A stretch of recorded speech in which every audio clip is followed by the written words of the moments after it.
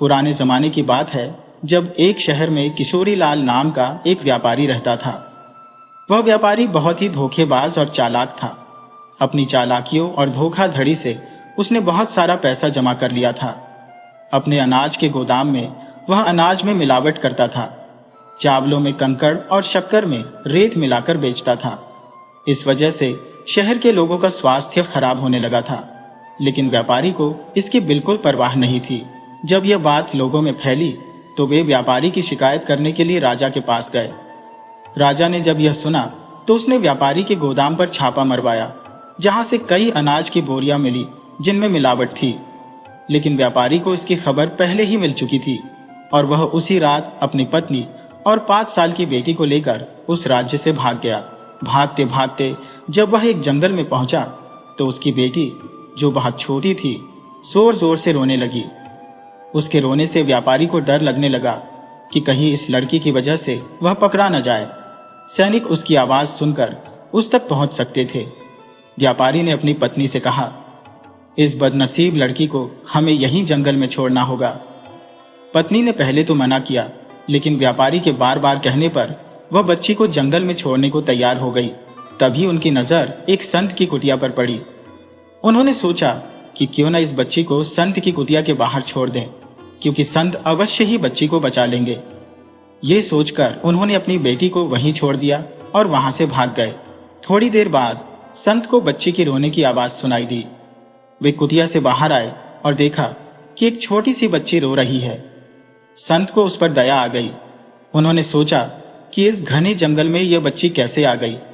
उन्होंने प्यार से बच्ची को उठाया और अपने आश्रम में ले गए। पूछने पर बच्ची ने बताया कि उसके माता पिता उसे यहाँ छोड़कर चले गए। संत को बच्ची पर बहुत दया आई और उन्होंने उसे अपने आश्रम में रखने का फैसला किया। उस जंगल से बहुत दूर एक गांव में बैजू नाम का एक किसान रहता था। उसके पास कई गायें और जमीन थी। उसके परिवार में सिर्फ उसकी पत्नी थी। उसका पड़ोसी दीपन था। बैजू और दीपन बहुत अच्छे दोस्त थे और साथ में खेती करते थे। उनकी पत्नियां भी आपस में सहेलियां थी। उन्हीं दिनों बैजू के यहाँ एक बेटे ने जन्म लिया। बैजू ने उसका नाम रतन रखा। पति पत्नी अपने बच्चे का पालन पोषण बड़े प्यार से करने लगे। दीपन के पास पहले से ही 2 बेटे थे। एक दिन बैजू को अपने एक रिश्तेदार के घर जाना था तो वह अपनी पत्नी के साथ चला गया। उसने अपने बेटे को अपने दोस्त दीपन के पास छोड़ दिया और कहा कि मेरे बेटे की देखभाल करते रहना, 2 ही दिन में हम वापस आ जाएंगे। यह पहली बार नहीं था। बैजू पहले भी कई बार अपने रिश्तेदारों के पास जाता था और अपनी खेती, पशु, घर और बच्चे को दीपन के भरोसे छोड़कर जाता था। दीपन भी जब कहीं जाता था तो अपना सब कुछ बैजू के भरोसे छोड़ जाता था। आखिर पड़ोसी ही पड़ोसी के काम आता है। जब बैजू और उसकी पत्नी अपने रिश्तेदारों के पास जा रहे थे तो रास्ते में एक नदी पड़ती थी जिसे लोग आसानी से पार कर जाते थे, क्योंकि उसमें पानी ज्यादा नहीं होता था, इसलिए कोई नाव भी नहीं चलती थी। कुछ दिनों से उस नदी में एक मगरमच्छ ने अपना घर बना लिया था, जिसकी जानकारी आसपास के गांव वालों को थी और इसलिए वे अब नदी के पास नहीं आते थे। लेकिन अनजान आदमी नदी में प्रवेश कर जाते थे और मगरमच्छ उनका शिकार कर लेता था। गांव के लोग अगर किसी को उस तरफ जाता देखते तो उसे नदी न पार करने की सलाह देते थे। लेकिन बैजू की किस्मत खराब थी। वह गांव के रास्ते से नहीं आकर पगडंडी वाले सुनसान रास्ते से नदी तक पहुंच गया। वहां मगरमच्छ पहले से ही घात लगाए बैठा था। पानी में उतरते ही उसने बैजू को पकड़ लिया। बैजू को इतना मौका भी नहीं मिला कि वह अपनी पत्नी को मना कर सके कि यहां से भाग जाओ, कम से कम अपने बेटे के लिए तुम तो बच जाओगी। लेकिन उसकी पत्नी भी पानी में उतर गई। मगरमच्छ ने उसे भी पकड़ लिया और दोनों को मार डाला। जब दीपन को पता चला कि उसका दोस्त मगरमच्छ का शिकार बन गया है और उसकी पत्नी भी नहीं बची, तो उसे बहुत दुख हुआ। उसने सोच लिया कि अपने दोस्त के बेटे को वह अपने बेटों की तरह ही पालेगा। दीपन की पत्नी भी अपनी सहेली की मौत पर बहुत दुखी थी। उसने अपने पति से कहा, अब रतन हमारा ही बेटा है, बल्कि हम उसे अपने बेटों से भी ज्यादा मानेंगे। धीरे धीरे समय बीता। दीपन को अब खेती से अच्छी कमाई हो रही थी, क्योंकि उसके पास अब उसके मृत दोस्त बैजू की संपत्ति भी आ चुकी थी। लेकिन कहते हैं कि पैसा बड़े बड़ों का ईमान खराब कर देता है। दीपन की पत्नी का भी ईमान डगमगाने लगा। उसके मन में लालच आ गया कि हमारे तो 2 बेटे हैं, एक के लिए तो हमारे पास काफी संपत्ति है। अगर हम अपनी संपत्ति के 2 हिस्से कर देंगे तो दोनों बेटों में बढ़ जाएगी और उनकी संपत्ति दोस्त के बेटे रतन से कम हो जाएगी। बेहतर होगा कि अगर रतन कहीं भाग जाए तो उसके हिस्से की जमीन और गाय सब हमारी हो जाएंगी। उसने यह बात बड़े ही गुप्त तरीके से अपने पति को बताई। दीपन नाराज होकर बोला, नहीं, हम ऐसी बड़ी गलती कभी नहीं कर सकते। तुम भूल गई कि बैजू मेरा सबसे अच्छा दोस्त था, भाई की तरह था। मेरे रहते तुम ऐसा नहीं कर सकती। पत्नी ने कहा, रतन तो हमारा बेटा है, मैंने उसे कभी अपने बेटों से कम नहीं माना। तो हम कुछ ऐसा करेंगे कि तीनों बेटों में हिस्सेदारी बराबर हो जाए। दीपन बोला, यह विचार ठीक है, इसमें कुछ भी गलत नहीं है। पत्नी ने कहा, ठीक है, मैं लेखाकार को अभी बुला लेती हूँ ताकि वह हमारे जीते जी सारी जमीन बेटों के नाम कर दे।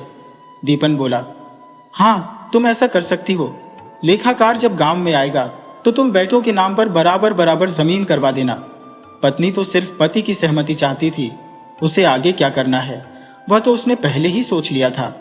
जब पटवारी गांव में आया तो दीपन की पत्नी ने उसे घर बुलाकर खूब खिलाया पिलाया, उसे समझा बुझाकर कुछ रिश्वत देकर अपने पक्ष में कर लिया। उस समय दीपन और रतन गाय चराने गए हुए थे। शाम को जब वे घर वापस आए तो दीपन की पत्नी ने रतन से एक कागज पर अंगूठे का निशान लगवा लिया और कहा, तुम तीनों भाइयों में सारी जमीन मैंने बराबर बराबर बंटवा दी है, तुमको मंजूर है ना? रतन बोला, मां, मुझे इसमें क्या आपत्ति हो सकती है? तुम जो भी करोगी बिल्कुल सही करोगी, मुझे तुम्हारा फैसला मंजूर है। उस औरत ने बड़ी चालाकी से सारी जमीन अपने बेटों के नाम करवा दी। ये बात न तो रतन समझ सका और न ही दीपन। अब 4 साल बीत गए। रतन अब बड़ा हो गया था। दीपन के दोनों बेटों की शादी हो चुकी थी और उनकी पत्नियां भी आ चुकी थी। दीपन की पत्नी ने चालाकी दिखाते हुए एक बहू को रतन के घर में जगह दे दी और दूसरे बेटे को अपने घर में रख लिया। रतन को इस बात से कोई आपत्ति नहीं थी, वह तो बस दिन भर गायों को चराने में लगा रहता था।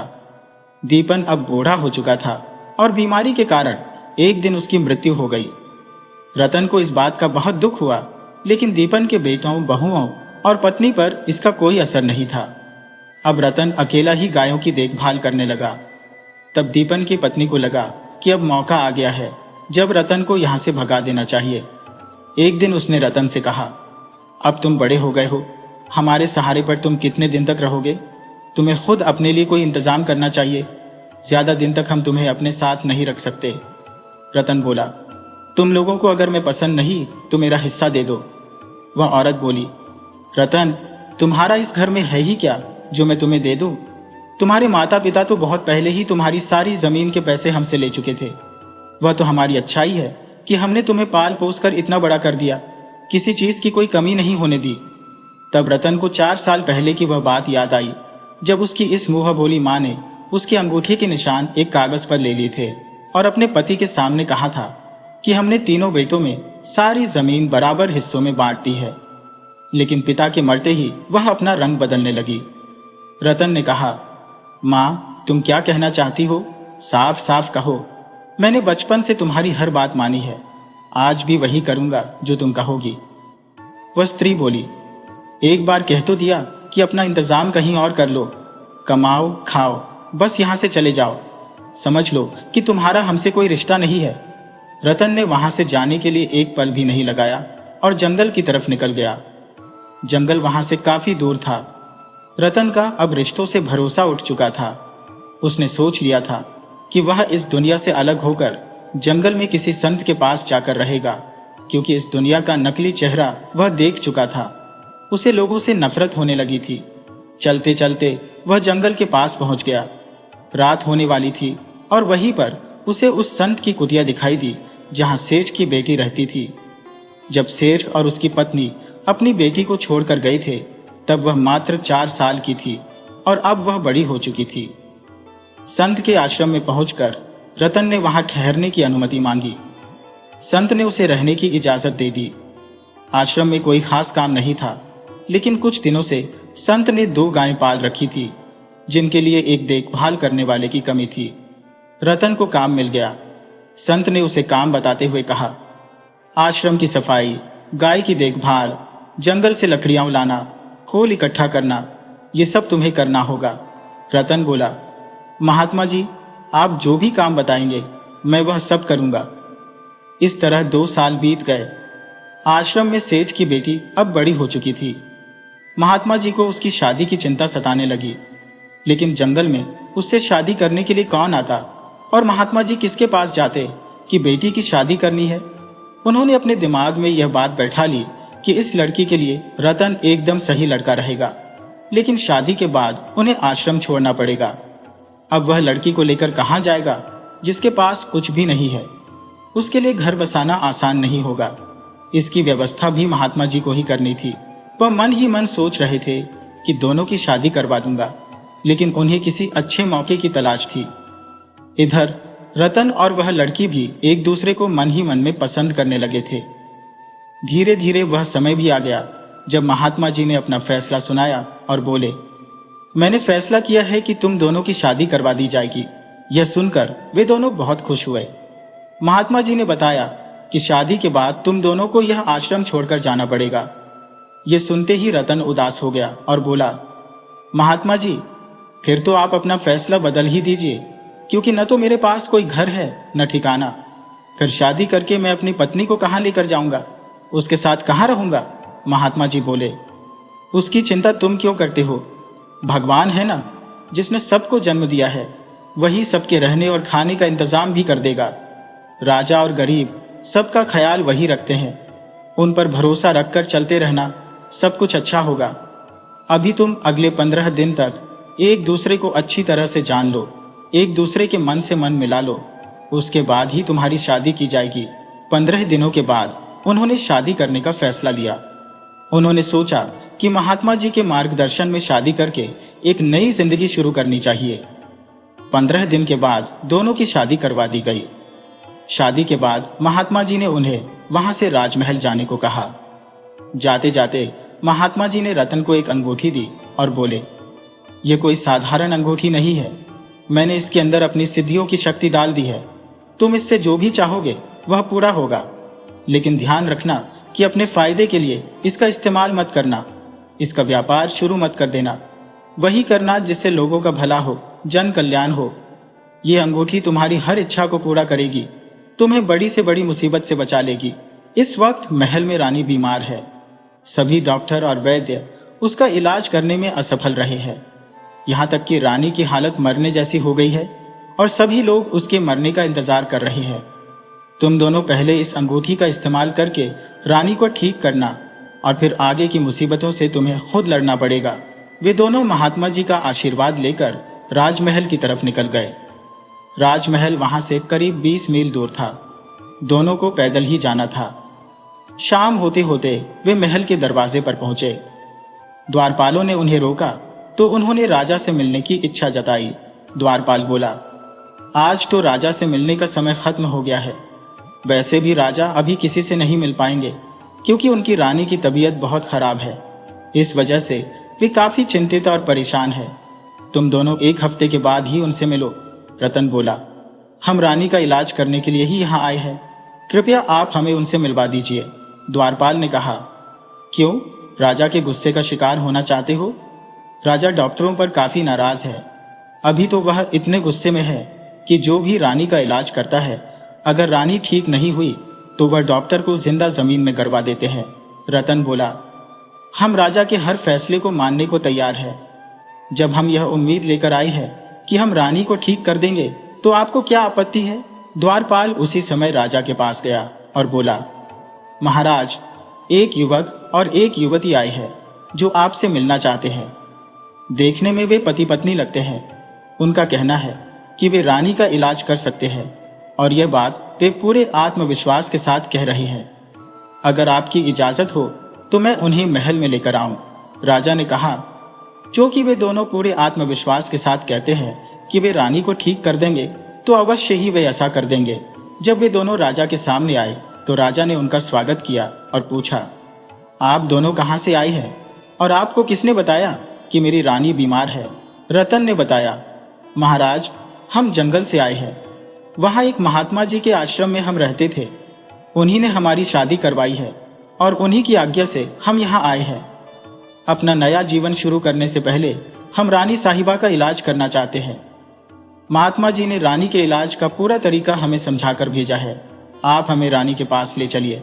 फिर उन दोनों को रानी के पास लाया गया। रतन ने मन ही मन अपनी अंगूठी से प्रार्थना की कि रानी तुरंत ठीक हो जाए, और देखते ही देखते रानी के शरीर में जैसे जान आ गई और वह उठकर खड़ी हो गई, मानो उसे कभी कुछ हुआ ही ना हो। राजा की आंखें फटी की फटी रह गईं। ऐसा चमत्कार उसने पहले कभी नहीं देखा था। रानी की खुशी का ठिकाना नहीं था। उसने तो जीने की उम्मीद ही छोड़ दी थी और वह अपनी खुशी को रोक नहीं पा रही थी। राजा भी अपनी रानी को ठीक देखकर बहुत खुश था। फिर रानी ने कहा, महाराज, आप इन दोनों को अपने महल में ही रख लीजिए। मैं तो कहती हूँ कि आप इस युवक को अपना मंत्री बना लीजिए। राजा ने कहा, हाँ, हम ऐसा ही करेंगे और इनके रहने का भी हम बहुत अच्छा इंतजाम करवा देंगे। इसके बाद रतन को राजा के मंत्री के रूप में महल में रहने की इजाजत मिल गई।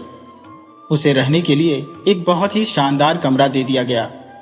महल में चारों तरफ उनके चमत्कार की खबर फैल गई कि एक युवक और उसकी पत्नी आए हैं जो किसी भी बीमारी का इलाज कर सकते हैं। दूसरे दिन राजा ने अपने दरबार में यह घोषणा कर दी कि हम रतन को अपने सलाहकार मंत्री के रूप में नियुक्त करते हैं। रतन दरबार में मंत्री बन चुका था। धीरे धीरे यह खबर उड़ती हुई रतन के गांव में पहुंच गई। दीपन की पत्नी और उसके बेटों, जिन्होंने रतन की जमीन हड़प ली थी, जब उन्हें पता चला कि रतन अब राजा का मंत्री बन गया है, तो उनके पैरों तले से जमीन खिसक गई।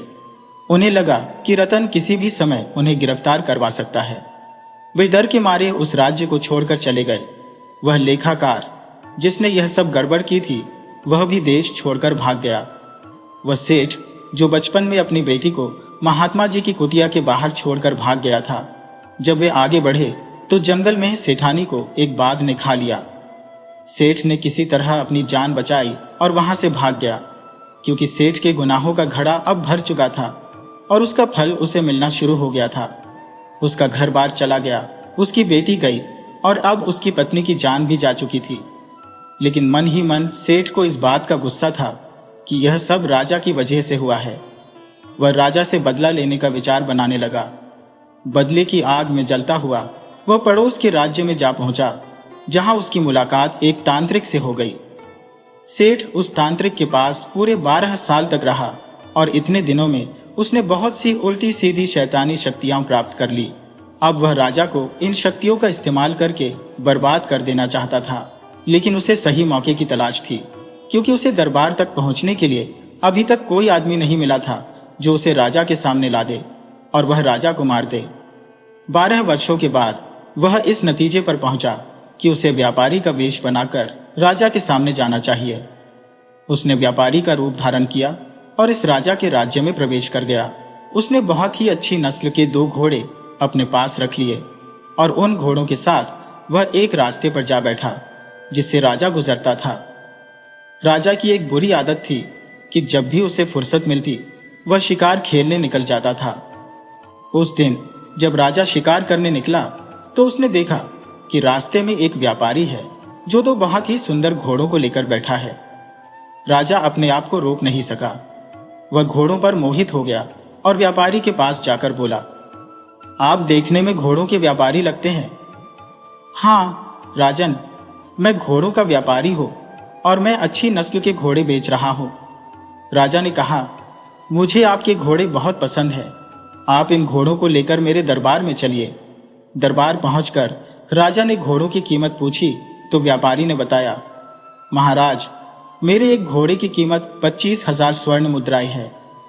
राजा बोला, व्यापारी, आप इन दोनों घोड़ों की कीमत बहुत ज्यादा बता रहे हैं। मेरे पास तो और भी कई देशों के व्यापारी आते हैं, उनके पास भी बहुत अच्छी नस्ल के घोड़े होते हैं, लेकिन वे घोड़े 4,000 स्वर्ण मुद्राओं में मुझे बेच जाते हैं, जबकि आपके घोड़े भी लगभग वैसे ही हैं।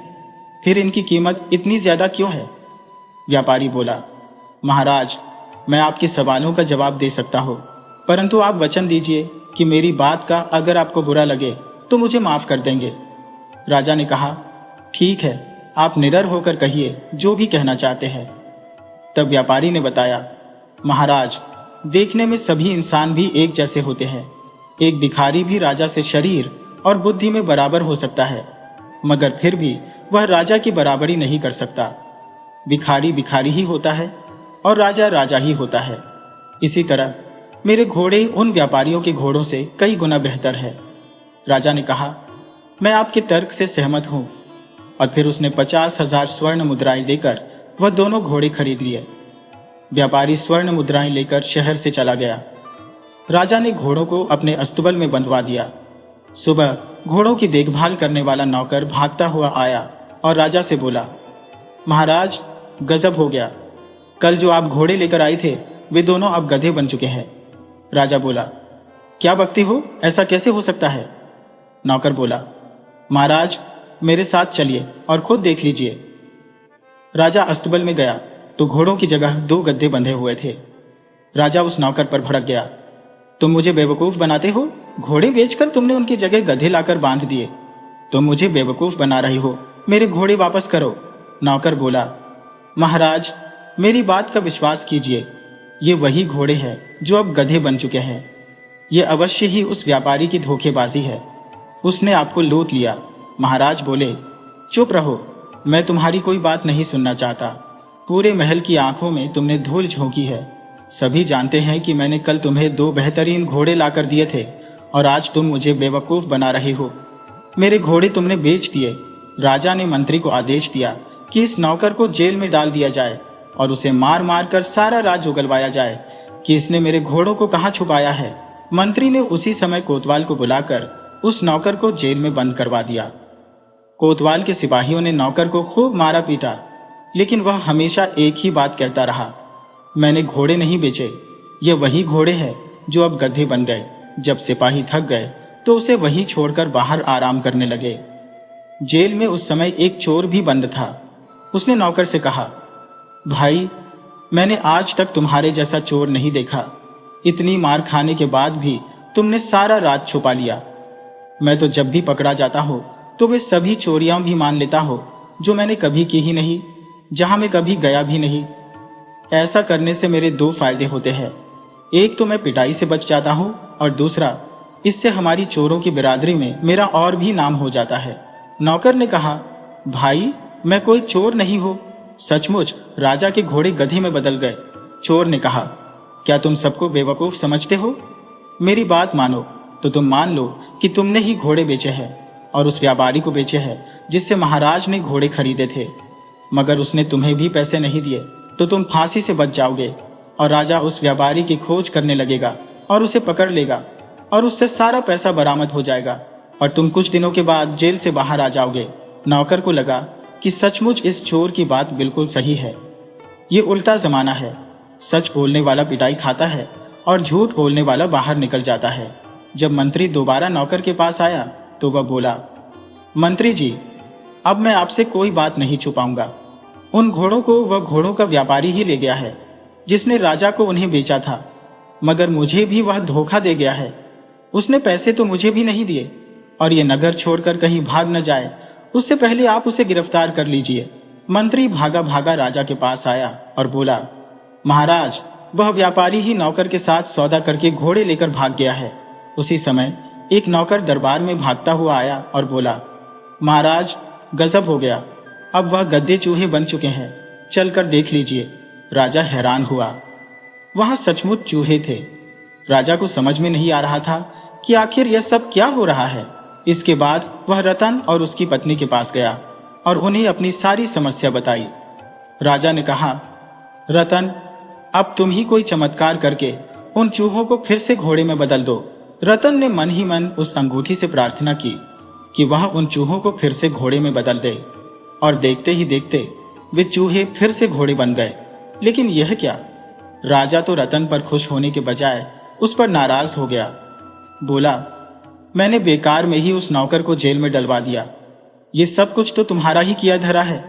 तुमने अपने जादू के बल पर मुझसे धोखाधड़ी की है। राजा ने मंत्री को आदेश दिया कि इसे सलाहकार मंत्री के पद से हटाकर जेल में डाल दिया जाए और इसकी पत्नी को भी जेल में रखा जाए। मंत्री ने उन दोनों को जेल में डलवा दिया। राजा को असल में रतन की अंगूठी के बारे में कोई जानकारी नहीं थी। अब रतन अपनी पत्नी के साथ जेल में बंद हो चुका था। उसकी पत्नी ने कहा, आप जल्दी से अंगूठी का इस्तेमाल करके हमें यहाँ से बाहर निकालिए। हम इस मूर्ख राजा के राज्य को छोड़कर यहाँ से चले जाएंगे। रतन बोला, नहीं, मैं अपनी सुविधा और अपने फायदे के लिए इस अंगूठी का इस्तेमाल नहीं कर सकता। आगे क्या होता है यह तो देखा जाएगा। उधर वह व्यापारी, जो असल में सेठ था और अब एक तांत्रिक बन चुका था, राजा से बदला लेना चाहता था। अपनी तंत्र मंत्र की विद्या से उसने नगर के लोगों को चूहे और बिल्लियों में बदलना शुरू कर दिया।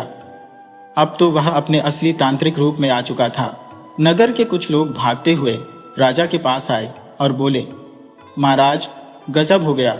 एक तांत्रिक आया है जो लोगों को चूहा और बिल्लियों में बदल रहा है। आप उसे रोकने की कोशिश कीजिए, वरना पूरे शहर में कोई आदमी नहीं बचेगा। सब के सब जानवर बन जाएंगे। राजा ने मंत्री को आदेश दिया, सैनिकों के साथ जाओ और उस तांत्रिक को पकड़कर जेल में डाल दो। मगर जो भी उस तांत्रिक को पकड़ने गया, तांत्रिक ने उसे जानवर में बदल दिया। कुछ देर बाद एक सैनिक भागता हुआ आया, महाराज, जल्दी से आप यह महल छोड़कर यहाँ से चले जाइए। वह तांत्रिक आपके महल की तरफ आ रहा है और वह सबको जानवर में बदल देगा। यह सुनकर राजा घबरा गया और जल्दी ही वह अपनी रानी को लेकर महल से भागना चाहता था। जब वह रानी के पास गया तो रानी ने कहा, आप भागने की जल्दबाजी मत कीजिए, क्योंकि हम भागकर कहाँ जाएंगे। हम जहाँ भी जाएंगे वह तांत्रिक हमें जानवर बना ही देगा। आप थोड़ा दिमाग का इस्तेमाल कीजिए। आपने रतन और उसकी पत्नी को जेल में क्यों डलवा दिया? वह तो मुझे बचाने के लिए जंगल से यहाँ आए थे। आपने उसे मंत्री भी बनाया, तो फिर एक मंत्री 2 घोड़ों की चोरी क्यों करेगा? अब तो आपकी समझ में आ गया कि यह सब कुछ किसका किया धरा है। रतन तो हमारा वफादार मंत्री है। आपने बिना किसी गुनाह के हमारे वफादार मंत्री को जेल में बंद करवा दिया। राजा बोला, रानी, आप ठीक कहती हैं। मैंने बहुत बड़ी गलती कर दी। मुझे समझ में आ गया कि उस तांत्रिक से हमें रतन ही बचा सकता है। रतन को जेल से निकालने की मेरी हिम्मत नहीं पड़ रही। अब आप ही जाओ और उसे निकाल कर लेकर आओ। उससे प्रार्थना करो कि वह हमें बचा ले। फिर रानी ने रतन को जेल से रिहा करवा दिया और बोली, रतन, मैं राजा के गलत फैसलों के लिए बहुत शर्मिंदा हूं, मगर मुझे आशा है कि तुम मुझे अपनी मां समझकर माफ कर दोगे। रतन बोला, रानी मां, आप यह क्या कह रही हैं? मेरे मन में आपके लिए कोई गुस्सा नहीं है। एक मां को अपने बेटे से माफी नहीं मांगनी चाहिए। आप बताइए कि मेरे लिए क्या आदेश है। क्या मैं यह नगर छोड़कर चला जाऊं या फिर राजा को मेरी कोई और सहायता चाहिए? रानी बोली, बेटा, अब तुम मेरे बेटे हो। तुम तो जानते हो कि मेरी कोई संतान नहीं है। आज से मैं तुम्हें अपना पुत्र बनाती हूँ और तुम्हारी पत्नी मेरी बहू है। इस राज्य को अब तुम्हारी जरूरत है। तुम ही हमारी रक्षा कर सकते हो। इस राज्य के राजा और नगरवासियों को बचा सकते हो। एक तांत्रिक जो सबको जानवर बना रहा है, एक तुम ही हो जो सबको बचा सकते हो। उस दुष्ट तांत्रिक को तुम दंडित करो और सबकी रक्षा करो। रतन बोला, रानी मां, मैं अवश्य ही ऐसा करूंगा। रानी ने कहा, बेटा, रानी नहीं, सिर्फ मां। तुम्हारे लिए तो मैं सिर्फ मां हूं। जब रतन महल में पहुंचा तो देखा कि तांत्रिक महल में प्रवेश कर चुका था। तो रतन ने अपनी अंगूठी से कहा कि वह इस तांत्रिक की शक्तियों को खत्म कर दे। तभी अंगूठी से एक ज्योति निकली और तांत्रिक की शक्तियां नष्ट हो गईं। तांत्रिक ने बहुत कोशिश की कि वह राजा को जानवर में बदल दे, परंतु ऐसा कुछ नहीं हुआ। रतन ने तब राजा को बताया, महाराज, अब इस तांत्रिक से किसी तरह का कोई खतरा नहीं है। यह हमारा कुछ नहीं बिगाड़ सकता। इसकी शक्तियां अब खत्म हो चुकी है। तांत्रिक की शक्तियां खत्म हो जाने पर सभी नगर के लोग अपने असली रूप में वापस आ गए। रतन ने तब महाराज से कहा, महाराज, अब आप इस तांत्रिक को बंदी बनवाकर जेल में डलवा दीजिए। राजा ने तांत्रिक से पूछा, तू कौन है और ऐसा राक्षसी काम तू क्यों कर रहा है? तब उसने बताया, महाराज, मैं वही सेठ हूं जिसे कई सालों पहले आपने बर्बाद कर दिया था और मेरा सारा कारोबार आपने ठप कर दिया था। मैं अपनी बेटी और पत्नी को लेकर जंगल में चला गया, जहां मुझे अपनी बेटी को जंगल में ही छोड़ना पड़ा और मेरी पत्नी को एक बाघ खा गया। मैं इसी बात का बदला आपसे लेना चाहता था। तभी रतन की पत्नी, जो वहां मौजूद थी, बोली, अच्छा, तो तुम वही सेठ हो जो नगर के लोगों को मिलावटी राशन बेचते थे। तुमने अपनी बेटी को जंगल में फेंक दिया था। धन के लालच ने तुम्हें अंधा बना दिया था। तांत्रिक बोला, बेटी तुम यह सब कैसे जानती हो? रतन की पत्नी ने कहा, पहले तो तुम मुझे बेटी कहना बंद करो। बेटी शब्द का अपमान मत करो। बेटी किसे कहते हैं तुम्हें पता भी है। मगर मैं तुम्हें बता देना चाहती हूँ कि जंगल में फेंके जाने से पहले मैं तुम्हारी बेटी थी, मगर अब मेरे पिता एक महात्मा है और मुझे गर्व है कि मैं रतन जैसे आदमी की पत्नी हूँ। रानी भी वही मौजूद थी। उसने तांत्रिक सेठ से कहा, तुमको यह खबर होनी चाहिए कि यह लड़की इस वक्त हमारी बहू है। अब तांत्रिक को यह उम्मीद जागी कि यह लड़की मेरी बेटी है, शायद यह मुझे माफ करवा देगी। परंतु लड़की ने राजा से कहा, महाराज आप इस आदमी को कठोर से कठोर दंड दीजिए। ऐसे लोगों के लिए हमारे राज्य में कोई जगह नहीं है। सेठ बोला, बेटी मुझे बचा लो, मैं तुम्हारा पिता हूं। लड़की ने कहा, यह बात तो तुम्हें उस समय सोचनी चाहिए थी जब तुम मुझे जंगल में फेंक कर आए थे और फिर तुमने मेरी कोई खबर नहीं ली। इसके बाद राजा ने उस तांत्रिक को जेल में डलवा दिया और रतन को अपना उत्तराधिकारी बना लिया। अब रतन और उसकी पत्नी महल में ही रहने लगे। बूढ़ा हो जाने के कारण राजा ने रतन को अपनी राजगद्दी सौंप दी और भगवान का भजन करने में अपना जीवन बिताने लगा। रतन के मन में यह विचार आया कि वह अपने पैतृक गांव में जाए और अपनी मां से मिले, क्योंकि उसी के कारण आज वह एक राजा बन पाया है। अगर वह उसे घर से न भगाती तो आज वह राजा न बन पाता। यह सोचकर जब वह अपने गांव में पहुंचा तो उसे पता लगा कि वे सभी लोग तो पहले ही गांव छोड़कर कहीं भाग गए हैं। रतन अपने महल में वापस आ गया और अपनी पत्नी के साथ एक सुखमय जीवन बिताने लगा। तो दोस्तों, मुझे पूरी उम्मीद है कि आपको यह कहानी बहुत पसंद आई होगी। तो इसी तरह की मजेदार कहानियां सुनने के लिए आप चैनल को सब्सक्राइब कर लीजिए। वीडियो अच्छी लगी तो इसे लाइक कीजिए और अपने अच्छे कमेंट करना बिल्कुल मत भूलिएगा। तो मिलते हैं आपसे किसी अगली कहानी में, तब तक के लिए अनुमति दीजिए।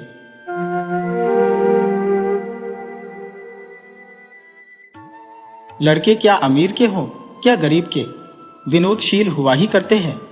उनकी चंचलता बहुधा उनकी दशा और स्थिति की परवाह नहीं करती। नथुआ के माँ बाप दोनों मर चुके थे। अनाथों की भांति वह राय भोलानाथ के द्वार पर पड़ा रहता था। राय साहब दयाशील पुरुष थे।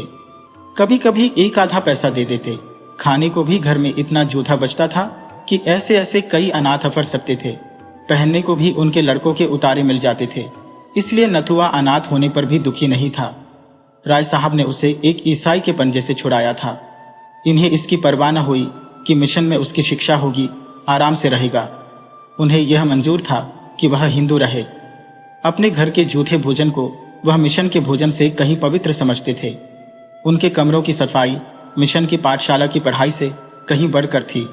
हिंदू रहे चाहे जिस दशा में रहे। ईसाई हुआ तो फिर सदा के लिए हाथ से निकल गया। नथुआ को बस राय साहब के बंगले में एक झाड़ू लगा देने के सिवाय और कोई काम न था। भोजन करके खेलता फिरता था। कर्मानुसार ही उसकी वर्ण व्यवस्था भी हो गई। घर के अन्य नौकर चाकर उसे भंगी कहते थे और नथुआ को इसमें कोई ऐतराज ना होता था। नाम की स्थिति पर क्या असर पड़ सकता है, इसकी उस गरीब को कुछ खबर न थी। भंगी बनने में कुछ हानि भी न थी। उसे झाड़ू देते समय कभी पैसे पड़े मिल जाते, कभी और कोई चीज। इससे वह सिगरेट लिया करता था। नौकरों के साथ उठने बैठने से उसे बचपन ही में तंबाकू, सिगरेट और पान का चस्का पड़ गया। राय साहब के घर में यूं तो बालकों और बालिकाओं की कमी न थी। दर्जनों भांजे भतीजे पड़े रहते थे, पर उनकी निज की संतान केवल एक पुत्री थी जिसका नाम रत्ना था। रत्ना को पढ़ाने को 2 मास्टर थे। एक मेम साहब अंग्रेजी पढ़ाने आया करती थी। राय साहब की यह हार्दिक अभिलाषा थी कि रत्ना सर्वगुण आगरी हो और जिस घर में जाए उसकी लक्ष्मी बने। वह उसे अन्य बालकों के साथ न रहने देते। उसके लिए अपने बंगले में 2 कमरे अलग कर दिए थे, एक पढ़ने के लिए, दूसरा सोने के लिए। लोग कहते हैं लाड प्यार से बच्चे जिद्दी और शरीर हो जाते हैं। रत्ना इतने लाड प्यार पर भी बड़ी सुशील बालिका थी। किसी नौकर को रे न पुकारती, किसी भिखारी तक को न दुत्कारती। नथुआ को वह पैसे, मिठाइयां दे दिया करती थी। कभी कभी उससे बातें भी किया करती थी। इससे वह लौंडा उसके मुंह लग गया था। एक दिन नथुआ रत्ना के सोने के कमरे में झाड़ू लगा रहा था। रत्ना दूसरे कमरे में मेम साहब से अंग्रेजी पढ़ रही थी। नथुआ की शामत जो आई तो झाड़ू लगाते लगाते उसके मन में यह इच्छा हुई कि रत्ना के पलंग पर सो। कैसी उजली चादर बिछी हुई है, गद्दा कितना नरम और मोटा है, कैसा सुंदर दुशाला है। रत्ना इस गद्दे पर कितने आराम से सोती है, जैसे चिड़िया के बच्चे घोंसले में। तभी तो रत्ना के हाथ इतने गोरे और कोमल हैं, मालूम होता है देह में रुई भरी हुई है। यहाँ कौन देखता है?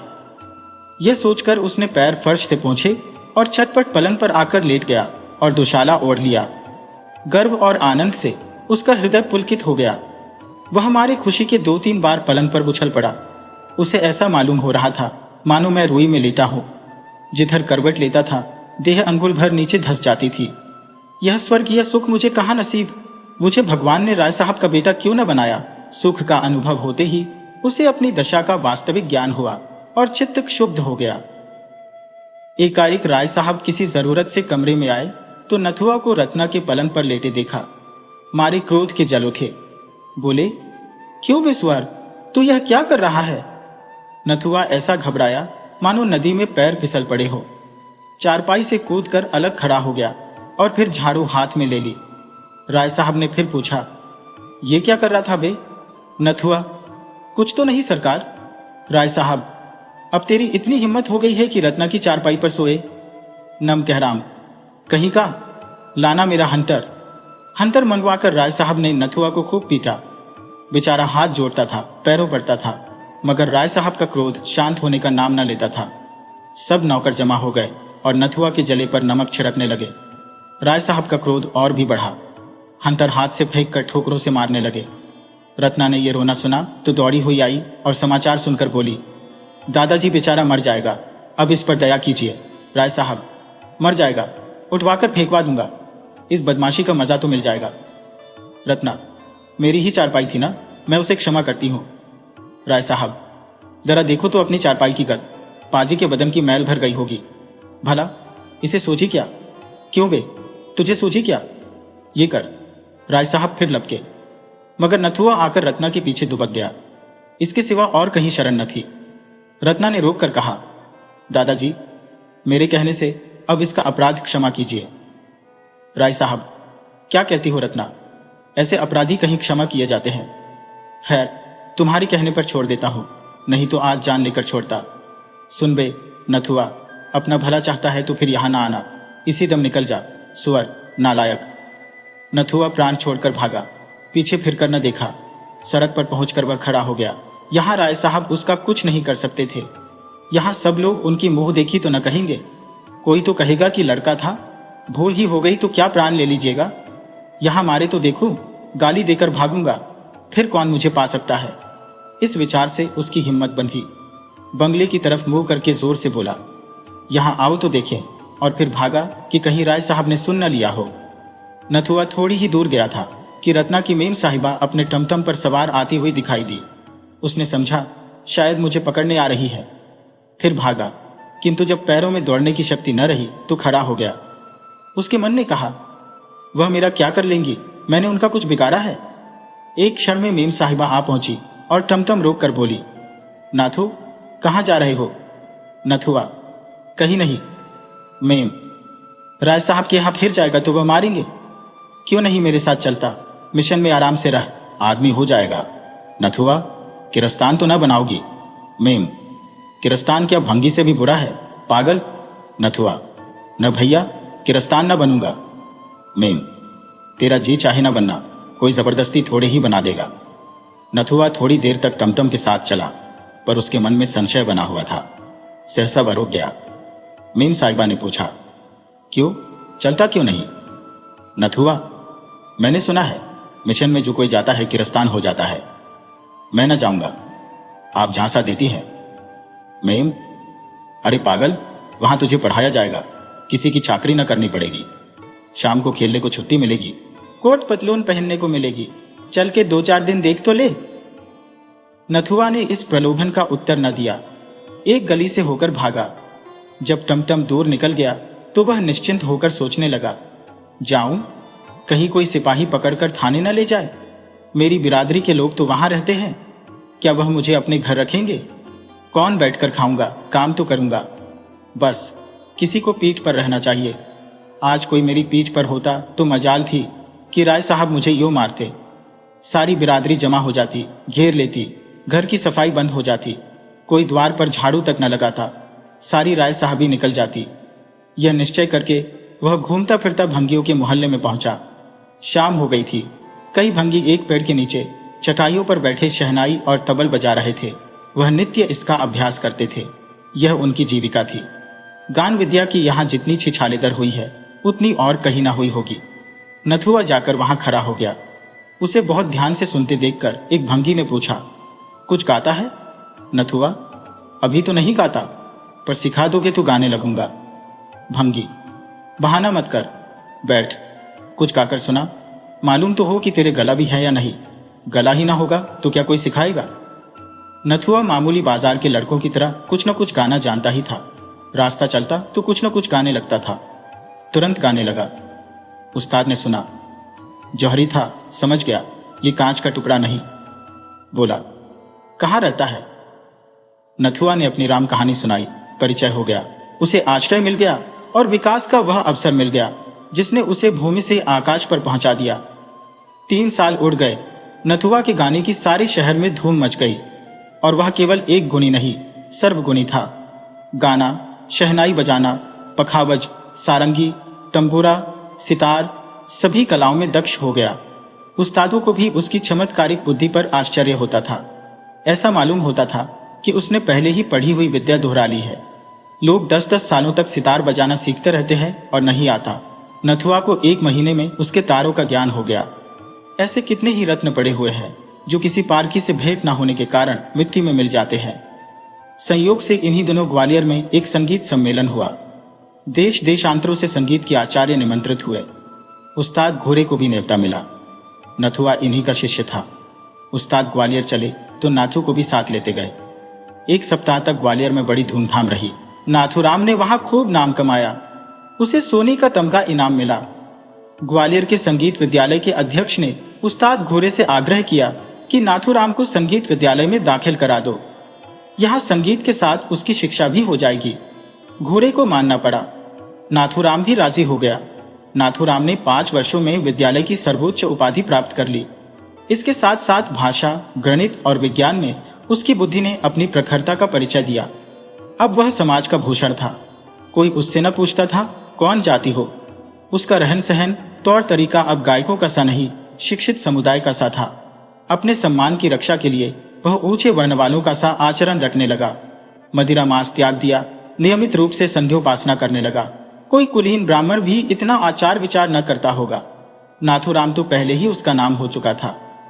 अब वह उसका कुछ और सुसंस्कार हुआ। वह नहीं राम आचार्य मशहूर हो गया। साधारणतः लोग आचार्य ही कहा करते थे। राज दरबार से उसे अच्छा वेतन मिलने लगा। 18 वर्ष की आयु में इतनी ख्याति बिरले ही किसी गुरी को नसीब होती है। लेकिन ख्याति प्रेम वह प्यास है जो कभी नहीं बुझती। वह अगस्त्य ऋषि की भांति सागर को पीकर भी शांत नहीं होती। महाशय आचार्य ने यूरोप को प्रस्थान किया। वह पाश्चात्य संगीत पर भी अधिकृत होना चाहते थे। जर्मनी के सबसे बड़े संगीत विद्यालय में दाखिल हो गए और 5 वर्षों के निरंतर परिश्रम और उद्योग के बाद आचार्य की पदवी लेकर इटली की सैर करते हुए ग्वालियर लौट आए। और उसके 1 ही सप्ताह के बाद मदन कंपनी ने उन्हें 3000 रुपए मासिक वेतन पर अपनी शाखाओं का निरीक्षक नियुक्त किया। वह यूरोप जाने के पहले ही हजारों रुपये जमा कर चुके थे। यूरोप में भी ओपराओं और नाट्यशालाओं में उनकी खूब आवभगत हुई थी। कभी कभी एक दिन में इतनी आमदनी हो जाती थी जितनी यहाँ के बड़े से बड़े गवैयों को बरसों में भी नहीं होती। लखनऊ से विशेष प्रेम होने के कारण उन्होंने वहीं निवास करने का निश्चय किया। आचार्य महाशय लखनऊ पहुंचे तो उनका चित्त गदगद हुआ। यही उनका बचपन बीता था। यही एक दिन वह अनाथ थे। यही गलियों में कनकौवे लूटते फिरते थे। यही बाजारों में पैसे मांगते फिरते थे। यही उन पर हंतरों की मार पड़ी थी जिसके निशान अब तक बने थे। अब वह दाग उन्हें सौभाग्य की रेखाओं से भी प्रिय लगते। यथार्थ में यह कोड़े की मार उनके लिए शिव का वरदान थी। राय साहब के प्रति अब उनके दिल में क्रोध या प्रतिकार का लेश मात्र भी न था। उनकी बुराइयां भूल गई थी, भलाइयां याद रह गई थी। और रत्ना तो उन्हें दया और वात्सल्य की मूर्ति सी याद आती। विपत्ति पुराने घावों को बढ़ाती है, संपत्ति उन्हें भर देती है। गाड़ी से उतरे तो छाती धड़क रही थी। 10 वर्ष का बालक 23 वर्ष का जवान शिक्षित भद्र युवक हो गया था। उसकी माँ भी उसे देखकर न कह सकती कि यही मेरा नथुआ है, लेकिन उनकी कायापलट की अपेक्षा नगर की कायापलट और भी विस्मयकारी थी। ये लखनऊ नहीं, कोई दूसरा ही नगर था। स्टेशन से बाहर निकलते ही देखा कि शहर की कितने ही छोटी बड़ी आदमी उनका स्वागत करने को खड़े हैं। उनमें एक युवती रमणी थी जो रत्ना से बहुत मिलती थी। लोगों ने उससे हाथ मिलाया और रत्ना ने उनके गले में फूलों का हार डाल दिया। यह विदेश में भारत का नाम रोशन करने का पुरस्कार था। आचार्य के पैर डगमगाने लगे। ऐसा जान पड़ता था अब नहीं खड़े रह सकते। यह वही रत्ना है। भोली भाली बालिका ने सौंदर्य, लज्जा, गर्व और विनय की देवी का रूप धारण कर लिया है। उनकी हिम्मत न पड़ी कि रत्ना की तरफ सीधी आंखों देख सकें। लोगों से हाथ मिलाने के बाद वह उस बंगले में आए जो उनके लिए पहले ही से सजाया गया था। उसको देखकर वे चौंक पड़े। यह वही बंगला था जहां रत्ना के साथ वह खेलते थे। सामान भी वही था, तस्वीरें वही, कुर्सियां और मेजें वही, शीशे के आलात वही, यहां तक कि फर्श भी वही था। उसके अंदर कदम रखते हुए आचार्य महाशय के हृदय में कुछ वही भाव जागृत हो रहे थे जो किसी देवता के मंदिर में जाकर धर्मपरायण हिंदू के हृदय में होते हैं। वह रत्ना के शयनागार में पहुंचे तो उनके हृदय में ऐसी ऐंठन हुई कि आंसू बहने लगे। ये वही पलंग है, वही बिस्तर और वही फर्श। उन्होंने अधीर होकर पूछा, ये किसका बंगला है? कंपनी का मैनेजर साथ था। बोला, एक राय भोलानाथ है, उन्हीं का है। आचार्य, राय साहब कहाँ गए? मैनेजर, खुदा जाने कहाँ चले गए। यह बंगला कर्ज की इल्लत में नीलाम हो रहा था। मैंने देखा हमारे थिएटर से करीब है। अधिकारियों से खतो किताबत की और इसे कंपनी के नाम खरीद लिया। 40,000 में यह बंगला सामान समेत लिया गया। आचार्य, मुफ्त मिल गया। तुम्हें राय साहब की कुछ खबर नहीं? मैनेजर, सुना था कि कहीं तीर्थ करने गए थे, खुदा जाने लौटे या नहीं। आचार्य महाशय जब शाम को सावधान होकर बैठे तो एक आदमी से पूछा, क्यों जी, उस्ताद घोड़े का भी हाल जानते हो?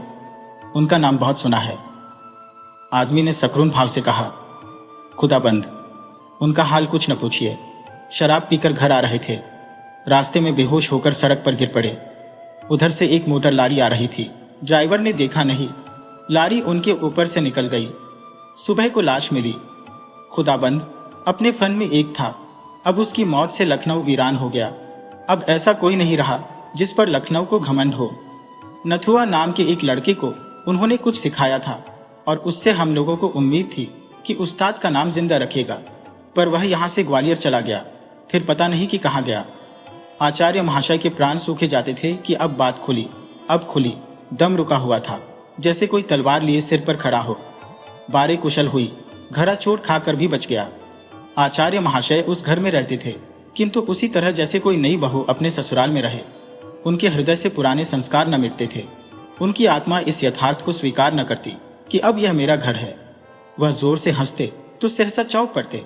मित्रगण आकर शोर मचाते तो उन्हें एक अज्ञात शंका होती थी। लिखने पढ़ने के कमरे में शायद वह सोते तो उन्हें रात भर नींद न आती। यह ख्याल दिल में जमा हुआ था कि यह पढ़ने लिखने का कमरा है। बहुत अच्छा होने पर भी वह पुराने सामान को बदल न सकते थे। और रत्ना के शयनागार को तो उन्होंने फिर कभी नहीं खोला। वह ज्यों का त्यों बंद पड़ा रहता था। उसके अंदर जाते हुए उनके पैर थरथराने लगते थे। उस पलंग पर सोने का ध्यान ही उन्हें नहीं आया। लखनऊ में कई बार उन्होंने विश्वविद्यालय में अपने संगीत नैपुण्य का चमत्कार दिखाया। किसी राजा रईस के घर अब वह गाने न जाते थे, चाहे कोई उन्हें लाखों रुपए ही क्यों न दे। यह उनका प्रण था। लोग उनका अलौकिक गान सुनकर अलौकिक आनंद उठाते थे। एक दिन प्रातःकाल आचार्य महाशय संध्या से उठे थे कि राय भोलानाथ उनसे मिलने आए। रत्ना भी उनके साथ थी। आचार्य महाशय पर रोग छा गया। बड़े बड़े यूरोपीय थिएटरों में भी उनका हृदय इतना भयभीत न हुआ था। उन्होंने जमीन तक झुककर राय साहब को सलाम किया। भोलानाथ उनकी नम्रता से कुछ विस्मृति से हो गए।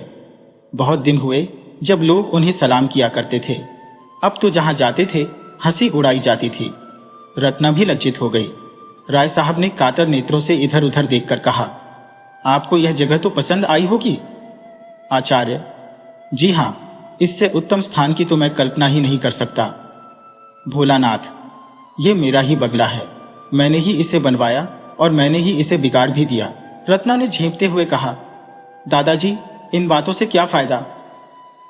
भोला, फायदा नहीं है बेटी, नुकसान भी नहीं। सज्जनों से अपनी विपत्ति कहकर चित्त शांत होता है। महाशय, यह मेरा ही बंगला है, या यूं कहिए कि था। 50,000 सालाना इलाके से मिलते थे। कुछ आदमियों की संगत में मुझे सट्टे का चस्का पड़ गया। 2-3 बार ताबड़तोड़ बाजी हाथ आई, हिम्मत खुल गई, लाखों के वारे न्यारे होने लगे, किंतु एक ही घाटे में सारी कसर निकल गई। बदिया बैठ गई, सारी जायदाद खो बैठा। सोचिए, 50 लाख का सौदा था। कौड़ी चित्त पड़ती तो आज इस बंगले का कुछ और ही ठाठ होता, नहीं तो अब पिछले दिनों को याद कर करके हाथ मलता हूँ। मेरी रत्ना को आपके गाने से बड़ा प्रेम है, जब देखो आप ही की चर्चा किया करती है। इसे मैंने BA तक पढ़ाया। रत्ना का चेहरा शर्म से लाल हो गया। बोली, दादाजी, आचार्य महाशय मेरा हाल जानते हैं, उनको मेरे परिचय की जरूरत नहीं। महाशय, क्षमा कीजिएगा, पिताजी उस घाटे के कारण कुछ अव्यवस्थित चित्त से हो गए हैं। वह आपसे यह प्रार्थना करने आए हैं कि यदि आपको कोई आपत्ति न हो तो वह कभी कभी इस बंगले को देखने आया करें। इससे उनके आंसू पूछ जाएंगे। उन्हें इस विचार से संतोष होगा कि मेरा कोई मित्र इसका स्वामी है। बस यही कहने के लिए यह आपकी सेवा में आए हैं। आचार्य ने विनयपूर्ण शब्दों में कहा, इसके पूछने की जरूरत नहीं है। घर आपका है, जिस वक्त जी चाहे शौक से आए, बल्कि आपकी इच्छा हो तो आप इसमें रह सकते हैं। मैं अपने लिए कोई दूसरा स्थान ठीक कर लूंगा। राय साहब ने धन्यवाद दिया और चले गए। वह दूसरे तीसरे यहां जरूर आते और घंटों बैठे रहते। रत्ना भी उनके साथ अवश्य आती। फिर कुछ दिन बाद प्रतिदिन आने लगे। एक दिन उन्होंने आचार्य महाशय को एकांत में ले जाकर पूछा, क्षमा कीजिएगा, आप अपने बाल बच्चों को क्यों नहीं बुला लेते? अकेले तो आपको बहुत कष्ट होता होगा। आचार्य, मेरा तो अभी विवाह नहीं हुआ और न करना चाहता हूं। ये कहते ही आचार्य महाशय ने आंखें नीची कर ली। भोलानाथ, ये क्यों? विवाह से आपको क्यों द्वेष है? आचार्य, कोई विशेष कारण तो नहीं बता सकता, इच्छा ही तो है। भोला, आप ब्राह्मण हैं? आचार्य जी का रंग उड़ गया। सशंक होकर बोले, यूरोप की यात्रा के बाद वर्णभेद नहीं रहता। जन्म से चाहे जो कुछ हो, कर्म से तो शूद्र ही हो। भोलानाथ, आपकी नम्रता को धन्य है। संसार में ऐसे सज्जन लोग भी पड़े हुए हैं। मैं भी कर्मों ही से वर्ण मानता हूं। नम्रता, शील, विनय, आचार, धर्मनिष्ठा, विद्या, प्रेम, यह सब ब्राह्मणों के गुण हैं और मैं आपको ब्राह्मण ही समझता हूं। जिसमें यह गुण नहीं वह ब्राह्मण नहीं, कदापि नहीं। रत्ना को आपसे बड़ा प्रेम है। आज तक कोई पुरुष उसकी आंखों में नहीं झंचा, किंतु आपने उसे वशीभूत कर लिया। इस धृष्टता को क्षमा कीजिएगा आपके माता पिता। आचार्य, मेरे माता पिता तो आप ही हैं। जन्म किसने दिया ये मैं स्वयं नहीं जानता। मैं बहुत छोटा था तभी उनका स्वर्गवास हो गया। राय साहब, वह आज जीवित होते तो आपको देखकर उनकी गजभर की छाती होती। ऐसे सपूत बेटे कहाँ होते हैं। इतने में रत्ना एक कागज लिए हुए आई और राय साहब से बोली, दादाजी, आचार्य महाशय काव्य रचना भी करते हैं। मैं इनकी मेज पर से यह उठा लाई हूं। सरोजिनी नायरों के सिवा ऐसी कविता मैंने और कहीं नहीं देखी। आचार्य ने छिपी हुई निगाहों से एक बार रत्ना को देखा और झेंपते हुए बोले, यूं ही कुछ लिख लिया था। मैं काव्य रचना क्या जानूं। प्रेम से दोनों विह्वल हो रहे थे। रत्ना गुणों पर मोहित थी, आचार्य उसके मोह के वशीभूत थे। अगर रत्ना उनके रास्ते में न आती तो कदाचित वह उससे परिचित भी न होते। किंतु प्रेम की फैली हुई बाहों का आकर्षण किस पर न होगा। ऐसा हृदय कहाँ है जिसे प्रेम जीत न सके। आचार्य महाशय बड़ी दुविधा में पड़े हुए थे। उनका दिल कहता था, जिस क्षण रत्ना पर मेरी असलियत खुल जाएगी उसी क्षण वह मुझसे सदैव के लिए मुंह फेर लेगी। वह कितनी ही उदार हो, जाति के बंधन को कितना ही कष्टमय समझती हो, किंतु उस घृणा से मुक्त नहीं हो सकती जो स्वभावतः मेरे प्रति उत्पन्न होगी। मगर इस बात को जानते हुए भी उनकी हिम्मत न पड़ती थी कि अपना वास्तविक स्वरूप खोलकर दिखा दें। यदि घृणा ही तक होती तो कोई बात न थी, मगर उसे दुख होगा, पीड़ा होगी, उसका हृदय विदीर्ण हो जाएगा। उस दशा में न जाने क्या कर बैठे। उसे इस अज्ञात दशा में रखते हुए प्रणय पाश को दृढ़ करना उन्हें परले सिरे की नीचता प्रतीत होती थी। यह कपट है, दगा है, धूर्तता है, जो प्रेमाचरण में सर्वथा निषिद्ध है। इस संकट में पड़े हुए वह कुछ निश्चय न कर सकते थे कि क्या करना चाहिए। उधर राय साहब की आमदोरफ्त दिनों दिन बढ़ती जाती थी। उनके मन की बात एक एक शब्द से झलकती थी। रत्ना का आना जाना बंद होता जाता था, जो उनके आशय को और भी प्रकट करता था। इस प्रकार 3-4 महीने व्यतीत हो गए। आचार्य महाशय सोचते, यह वही राय साहब है जिन्होंने केवल रत्ना की चारपाई पर जरा देर लेट रहने के लिए मुझे मारकर घर से निकाल दिया था। जब उन्हें मालूम होगा कि मैं वही अनाथ, अछूत, आश्रयहीन बालक हूं, तो उन्हें कितनी आत्मवेदना, कितनी अपमान पीड़ा, कितनी लज्जा, कितनी दुराशा, कितना पश्चाताप होगा। एक दिन राय साहब ने कहा, विवाह की तिथि निश्चित कर लेनी चाहिए। इस लग्न में मैं इस ऋण से उऋण हो जाना चाहता हूं। आचार्य महाशय ने बात का मतलब समझकर भी प्रश्न किया, कैसी तिथि? राय साहब, यही रत्ना के विवाह की। मैं कुंडली का तो कायल नहीं, पर विवाह तो शुभ मुहूर्त में ही होगा। आचार्य भूमि की ओर ताकते रहे, कुछ न बोले। राय साहब, मेरी अवस्था तो आपको मालूम ही है। कुश कन्या के सिवा और किसी योग्य नहीं हो। रत्ना के सिवा और कौन है जिसके लिए उठा रखता? आचार्य महाशय विचारों में मग्न थे। राय साहब, रत्ना को आप स्वयं जानते हैं। आपसे उसकी प्रशंसा करनी व्यर्थ है। वह अच्छी है या बुरी है, उसे आपको स्वीकार करना पड़ेगा। आचार्य महाशय की आंखों से आंसू बह रहे थे। राय साहब, मुझे पूरा विश्वास है कि आपको ईश्वर ने उसी के लिए यहाँ भेजा है। मेरी ईश्वर से यही याचना है कि तुम दोनों का जीवन सुख से कटे। मेरे लिए इससे ज्यादा खुशी की और कोई बात नहीं हो सकती। इस कर्तव्य से मुक्त होकर इरादा है कुछ दिन भगवत भजन करूं। गौण रूप से आप ही उस फल के भी अधिकारी होंगे। आचार्य ने अवरुद्ध कंठ से कहा, महाशय, आप मेरे पिता तुल्य है, पर मैं इस योग्य कदापि नहीं हूं। राय साहब ने उन्हें गले लगाते हुए कहा, बेटा, तुम सर्वगुण संपन्न हो, तुम समाज के भूषण हो। मेरे लिए यह महान गौरव की बात है कि तुम जैसा दामाद पाऊं। मैं आज तिथि आदि ठीक करके कल आपको सूचना दूंगा। यह कहकर राय साहब उठ खड़े हुए। आचार्य कुछ कहना चाहते थे, पर मौका न मिला, या यूं कहो हिम्मत न पड़ी। इतना मनोबल न था, घृणा सहन करने की इतनी शक्ति न थी। विवाह हुए महीना भर हो गया। रत्ना के आने से पति गृह उजाला हो गया है और पति हृदय पवित्र। सागर में कमल खिल गया। रात का समय था। आचार्य महाशय भोजन करके लेटे हुए थे, उसी पलंग पर जिसने किसी दिन उन्हें घर से निकलवाया था, जिसने उनके भाग्य चक्र को परिवर्तित कर दिया था। महीना भर से वह अवसर ढूंढ रहे हैं कि वह रहस्य रत्ना को बतला दो। उनका संस्कारों से दबा हुआ हृदय यह नहीं मानता कि मेरा सौभाग्य मेरे गुणों ही का अनुग्रह है। वह अपने रुपए को भट्ठी में पिघलाकर उसका मूल्य जानने की चेष्टा कर रही है, किंतु अवसर नहीं मिलता। रत्ना जो ही सामने आ जाती है, वह मंत्रमुग्ध से हो जाते हैं। बाग में रोने कौन जाता है? रोने के लिए तो अंधेरी कोठरी ही चाहिए। इतने में रत्ना मुस्कुराती हुई कमरे में आई। दीपक की ज्योति मंद पड़ गई। आचार्य ने मुस्कुराकर कहा, अब चिराग गुल कर दो ना। रत्ना बोली, क्यों, क्या मुझसे शर्म आती है? आचार्य, हाँ, वास्तव में शर्म आती है। रत्ना, इसलिए कि मैंने तुम्हें जीत लिया। आचार्य, नहीं, इसलिए कि मैंने तुम्हें धोखा दिया। रत्ना, तुम्हें धोखा देने की शक्ति नहीं है। आचार्य, तुम नहीं जानती, मैंने तुम्हें बहुत बड़ा धोखा दिया है। रत्ना, सब जानती हो। आचार्य, जानती हो मैं कौन हूं? रत्ना, खूब जानती हो, बहुत दिनों से जानती हो। जब हम तुम दोनों इसी बगीचे में खेला करते थे, मैं तुमको मारती थी और तुम रोते थे। मैं तुमको अपनी झूठी मिठाइयां देती थी और तुम दौड़ कर लेते थे। तब भी मुझे तुमसे प्रेम था। हाँ, वह दया के रूप में व्यक्त होता था। आचार्य ने चकित हो कहा, रत्ना, यह जानकर भी तुमने? रत्ना, हाँ, जानकर ही। न जानती तो शायद न करती। आचार्य, ये वही चारपाई है। रत्ना, और मैं घाते में। आचार्य ने उसे गले लगाकर कहा, तुम क्षमा की देवी हो? रत्ना ने उत्तर दिया, मैं तुम्हारी चेरी हूं। आचार्य, राय साहब भी जानते हैं? रत्ना, नहीं, उन्हें नहीं मालूम है। उनसे भूल कर भी न कहना, नहीं तो वह आत्मघात कर लेंगे। आचार्य, वह कोड़े अभी तक याद है।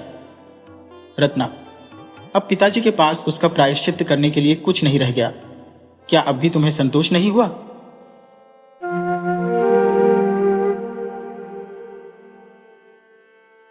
मनहर ने अनुरक्त होकर कहा, यह सब तुम्हारी कुर्बानियों का फल है वागी। नहीं तो आज मैं किसी अंधेरी गली में, किसी अंधेरे मकान के अंदर अंधेरी जिंदगी के दिन काट रहा होता। तुम्हारी सेवा और उपकार हमेशा याद रहेंगे। तुमने मेरा जीवन सुधार दिया, मुझे आदमी बना दिया। वागेश्वरी ने सिर झुकाए नम्रता से उत्तर दिया, यह तुम्हारी सज्जनता मानो। मैं बेचारी भला तुम्हारी जिंदगी क्या सुधारूंगी? हाँ, तुम्हारे साथ रहकर मैं भी एक दिन आदमी बन जाऊंगी। तुमने परिश्रम किया, उसका पुरस्कार पाया। जो अपनी मदद आप करते हैं, उनकी मदद परमात्मा भी करते हैं। अगर मुझ जैसी गंवारन किसी और के पाले पड़ती तो अब तक न जाने क्या गत बनी होती। मनहर मानो इस बहस में अपना पक्ष समर्थ करने के लिए कमर बांधता हुआ बोला, तुम जैसी गंवारन पर मैं 1,00,000 सजी हुई घोड़ियों और रंगीन तितलियों को निछावर कर सकता हूं। तुमने मेहनत करने का वह अवसर और अवकाश दिया जिनके बिना कोई सफल हो ही नहीं सकता। अगर तुमने अपनी अन्य विलास प्रिय रंगीन मिजाज बहनों की तरह मुझे अपने तकाजों से दबा रखा होता तो मुझे उन्नति करने का अवसर कहां मिलता। तुमने मुझे निश्चिंतता प्रदान की जो स्कूल के दिनों में भी न मिली थी। अपने और सहकारियों को देखता हूं तो मुझे उन पर दया आती है। किसी का खर्च पूरा नहीं पड़ता, आधा महीना भी नहीं जाने पाता और हाथ खाली हो जाता है। कोई दोस्तों से उधार मांगता है, कोई घर वालों को खत लिखता है, कोई गहनों की फिक्र में मरा जाता है, कोई कपड़ों की। कभी नौकर की टोह में हैरान, कभी वैद्य की टोह में परेशान। किसी को शांति नहीं। आए दिन स्त्री पुरुष में जूते चलते हैं। अपना जैसा भाग्यवान तो मुझे कोई नहीं दिख पड़ता। मुझे घर के सारे आनंद प्राप्त हैं और जिम्मेदारी एक भी नहीं। तुमने ही मेरे हौसलों को उभारा, मुझे उत्तेजना दी। जब कभी मेरा उत्साह टूटने लगता तो तुम मुझे तसल्ली देती थी। मुझे मालूम ही नहीं हुआ कि तुम घर का प्रबंध कैसे करती हो। तुमने मोटे से मोटा काम अपने हाथों से किया जिससे मुझे पुस्तकों के लिए रुपयों की कमी न हो। तुम ही मेरी देवी हो और तुम्हारी ही बदौलत आज मुझे यह सौभाग्य प्राप्त हुआ है। मैं तुम्हारी इन सेवाओं की स्मृति को हृदय में सुरक्षित रखूंगा बागी, और एक दिन वह आएगा जब तुम अपने त्याग और तप का आनंद उठाओगी। वागीश्वरी ने गदगद होकर कहा, तुम्हारे ये शब्द मेरे लिए सबसे बड़े पुरस्कार है मानो। मैं और किसी पुरस्कार की भूखी नहीं। मैंने जो कुछ तुम्हारी थोड़ी बहुत सेवा की उसका इतना यश मुझे मिलेगा, मुझे तो आशा भी न थी। मनहर नाथ का हृदय इस समय उदार भावों से उमड़ा हुआ था। वह यूं बहुत ही अल्पभाषी, कुछ रूखा आदमी था और शायद बागेश्वरी के मन में उसकी शुष्कता पर दत्त भी हुआ हो, पर इस समय सफलता के नशे ने उसकी वाणी में पर लगा दिए थे। बोला, जिस समय मेरे विवाह की बात चल रही थी मैं बहुत शंकित था। समझ गया कि मुझे जो कुछ होना था हो गया। अब सारी उम्र देवी जी की नाच पड़तारी में गुजरेगी। बड़े बड़े अंग्रेज विद्वानों की पुस्तकें पढ़ने से मुझे विवाह से घृणा हो गई थी। मैं इसे उम्र कैद समझने लगा था, जो आत्मा और बुद्धि की उन्नति का मार्ग बंद कर देती है, जो मनुष्य को स्वार्थ का भक्त बना देती है, जो जीवन के क्षेत्र को संकीर्ण कर देती है। मगर 2 ही 4 मास के बाद मुझे अपनी भूल मालूम हुई। मुझे मालूम हुआ कि सुभार्या स्वर्ग की सबसे बड़ी विभूति है, जो मनुष्य को उज्जवल और पूर्ण बना देती है, जो आत्मोन्नति का मूल मंत्र है। मुझे मालूम हुआ कि विवाह का उद्देश्य भोग नहीं, आत्मा का विकास है। वागीश्वरी मनहर की नम्रता सहन नहीं कर सकी। वह किसी बात के बहाने से उठकर चली गई। मनहर और वागीश्वरी का विवाह हुए 3 साल गुजरे थे। मनहर उस समय एक दफ्तर में क्लर्क था। सामान्य युवकों की भांति उसे भी जासूसी उपन्यासों से बहुत प्रेम था। धीरे धीरे उसे जासूसी का शौक हुआ। इस विषय पर उसने बहुत सा साहित्य जमा किया और बड़े मनोयोग से उसका अध्ययन किया। इसके बाद उसने इस विषय पर स्वयं एक किताब लिखी। रचना में उसने ऐसी विलक्षण विवेचन शक्ति का परिचय दिया, उसकी शैली भी इतनी रोचक थी कि जनता ने उसे हाथों हाथ लिया। इस विषय पर वह सर्वोत्तम ग्रंथ था। देश में धूम मच गई, यहाँ तक कि इटली और जर्मनी जैसे देशों से उसके पास प्रशंसा पत्र आए और इस विषय की पत्रिकाओं में अच्छी अच्छी आलोचनाएं निकली। अंत में सरकार ने भी अपनी गुणग्राहकता का परिचय दिया। उसे इंग्लैंड जाकर इस कला का अभ्यास करने के लिए वृत्ति प्रदान की। और यह सब कुछ वागेश्वरी की भोरना का शुभ फल था। मनहर की इच्छा थी कि वागेश्वरी भी साथ चले, पर वागेश्वरी उनके पाप की बेड़ी नहीं बनना चाहती थी। उसने घर रहकर सास ससुर की सेवा करना ही उचित समझा। मनहर के लिए इंग्लैंड एक दूसरी दुनिया थी, जहां उन्नति के मुख्य साधनों में एक रूपवती पत्नी का होना भी जरूरी था। अगर पत्नी रूपवती है, चप्पल है, वाणी कुशल है, प्रगल्भ है, तो समझ लो उसके पति को सोने की खान मिल गई। अब वह उन्नति के शिखर पर पहुंच सकता है, मल्लयोग और तपस्या के बलबूते पर नहीं, पत्नी के प्रभाव और आकर्षण के तेज पर। उस संसार में रूप और लावण्य व्रत के बंधनों से मुक्त एक अबाध समपत्ति थी। जिसने किसी रमणी को प्राप्त कर लिया, उसकी मानो तकदीर खुल गई। यदि कोई सुंदरी, कोई सहधर्मिणी नहीं है तो तुम्हारा सारा उद्योग, सारी कार्यपटुता निष्फल है, कोई तुम्हारा पुरसहाल न होगा। अतएव वहां रूप को लोग व्यापारिक दृष्टि से देखते थे। साल ही भर के अंग्रेजी समाज के संसर्ग ने मनहर की मनोवृत्तियों में क्रांति पैदा कर दी। उसके मिजाज ने सांसारिकता का इतना प्राधान्य हो गया कि कोमल भावों के लिए वहां कोई स्थान ही न रहा। वागीश्वरी उसके विद्याभ्यास में सहायक होती थी, पर उस अधिकार और पद की ऊंचाइयों तक न पहुंचा सकती थी। उसके त्याग और सेवा का महत्व भी अब मनहर की निगाहों में कम होता जा रहा था। वागीश्वरी अब उसे एक व्यर्थ सी वस्तु मालूम होती थी, क्योंकि भौतिक दृष्टि से हर एक वस्तु का मूल्य उससे होने वाले साथ पर ही अवलंबित था। अपना पूर्व जीवन अब उसे हास्यास्पद जान पड़ता था। चंचल, हंसमुख, विनोदिनी अंग्रेज युवतियों के सामने वागीश्वरी एक हल्की तुच्छ सी वस्तु जान पड़ती। इस विद्युत प्रकाश में वह दीपक अब मलिन पड़ गया था। यहाँ तक कि शनह शनह उसका वह मलिन प्रकाश भी अब लुप्त हो गया। मनहर ने अपने भविष्य का निश्चय कर लिया। वह भी एक रमणी की रूप नौका द्वारा ही अपने लक्ष्य तक पहुंचेगा, इसके सिवा कोई और उपाय न था। रात के 9 बजे थे। मनहर लंदन के एक फैशनेबल रेस्टोरेंट में बना ठना बैठा था। उसका रंग रूप और ठाट बाट देखकर सहसा कोई नहीं कह सकता था कि वह अंग्रेज नहीं है। लंदन ने भी उसके सौभाग्य ने उसका साथ दिया था। उसने चोरी के कई गहरे मुआमलों का पता लगा लिया था, इसलिए उसे धन और यश दोनों ही मिल रहा था। वह अब यहाँ के भारतीय समाज का प्रमुख अंग बन गया था, जिसके आतिथ्य और सौजन्य की सभी सराहना करते थे। उसका लबो लहजा भी अंग्रेजों से मिलता जुलता था। उसके सामने मेज के दूसरी ओर एक रमणी बैठी हुई उनकी बातें बड़े ध्यान से सुन रही थी। उसके अंग अंग से यौवन टपका पड़ता था। भारत के अद्भुत वृत्तांत सुनकर उसकी आंखें खुशी से चमक रही थी। मनहर चिड़िया के सामने दाने बिखेर रहा था। मनहर विचित्र देश है जेनी, अत्यंत विचित्र। 5-5 साल के दूल्हे तुम्हें भारत के सिवा कहीं देखने को नहीं मिलेंगे। लाल रंग के चमकदार कपड़े, सिर पर चमकता हुआ लंबा टोप, चेहरे पर फूलों का झालरदार बुर्का, घोड़े पर सवार चले जा रहे हैं। 2 आदमी दोनों तरफ से छतरी लगाए हुए हैं। हाथों में मेहंदी लगी हुई है। जैनी, मेहंदी क्यों लगाते हैं? मनहर, जिससे हाथ लाल हो जाए। पैरों में भी रंग भरा जाता है। उंगलियों के नाखून लाल रंग दिए जाते हैं। वह दृश्य देखते ही बनता है। जैनी, यह तो दिल में सनसनी पैदा करने वाला दृश्य होगा। दुल्हन भी इसी तरह सजाई जाती होगी। मनहर, इससे कई गुनी अधिक। सिर से पांव तक सोने चांदी के गहनों से लदी हुई। ऐसा कोई अंग नहीं जिसमें 2-4 जेवर ना हो। जेनी, तुम्हारी शादी भी इसी तरह हुई होगी। तुम्हें तो बड़ा आनंद आया होगा। मनहर, हाँ, वही आनंद आया था जो तुम्हें मेरी घोड़ाउन पर चढ़ने में आता है। अच्छी अच्छी चीजें खाने को मिलती है, अच्छे कपड़े पहनने को मिलते हैं। खूब नाच तमाशे देखता था और शहनाइयों का गाना सुनता था। मजा तो तब आता है जब दुल्हन अपने घर से विदा होती है। सारे घर में कोहराम मच जाता है। दुल्हन हर एक से लिपट लिपट कर रोती है, जैसे मातम कर रही हो। जेनी, दुल्हन रोती क्यों है? मनहर, रोने का रिवाज चला आता है। हालांकि सभी लोग जानते हैं कि वह हमेशा के लिए नहीं जा रही है, फिर भी सारा घर इस तरह फूट फूट कर रोता है, मानो वह काले पानी भेजी जा रही हो। जेनी, मैं तो इस तमाशे पर खूब हंसू। मनहर, हंसने की बात ही है। जेनी, तुम्हारी बीवी भी रोई होगी। मनहर, अजी कुछ न पूछो, पछाड़ी खा रही थी, मानो मैं उसका गला घोंट दूंगा।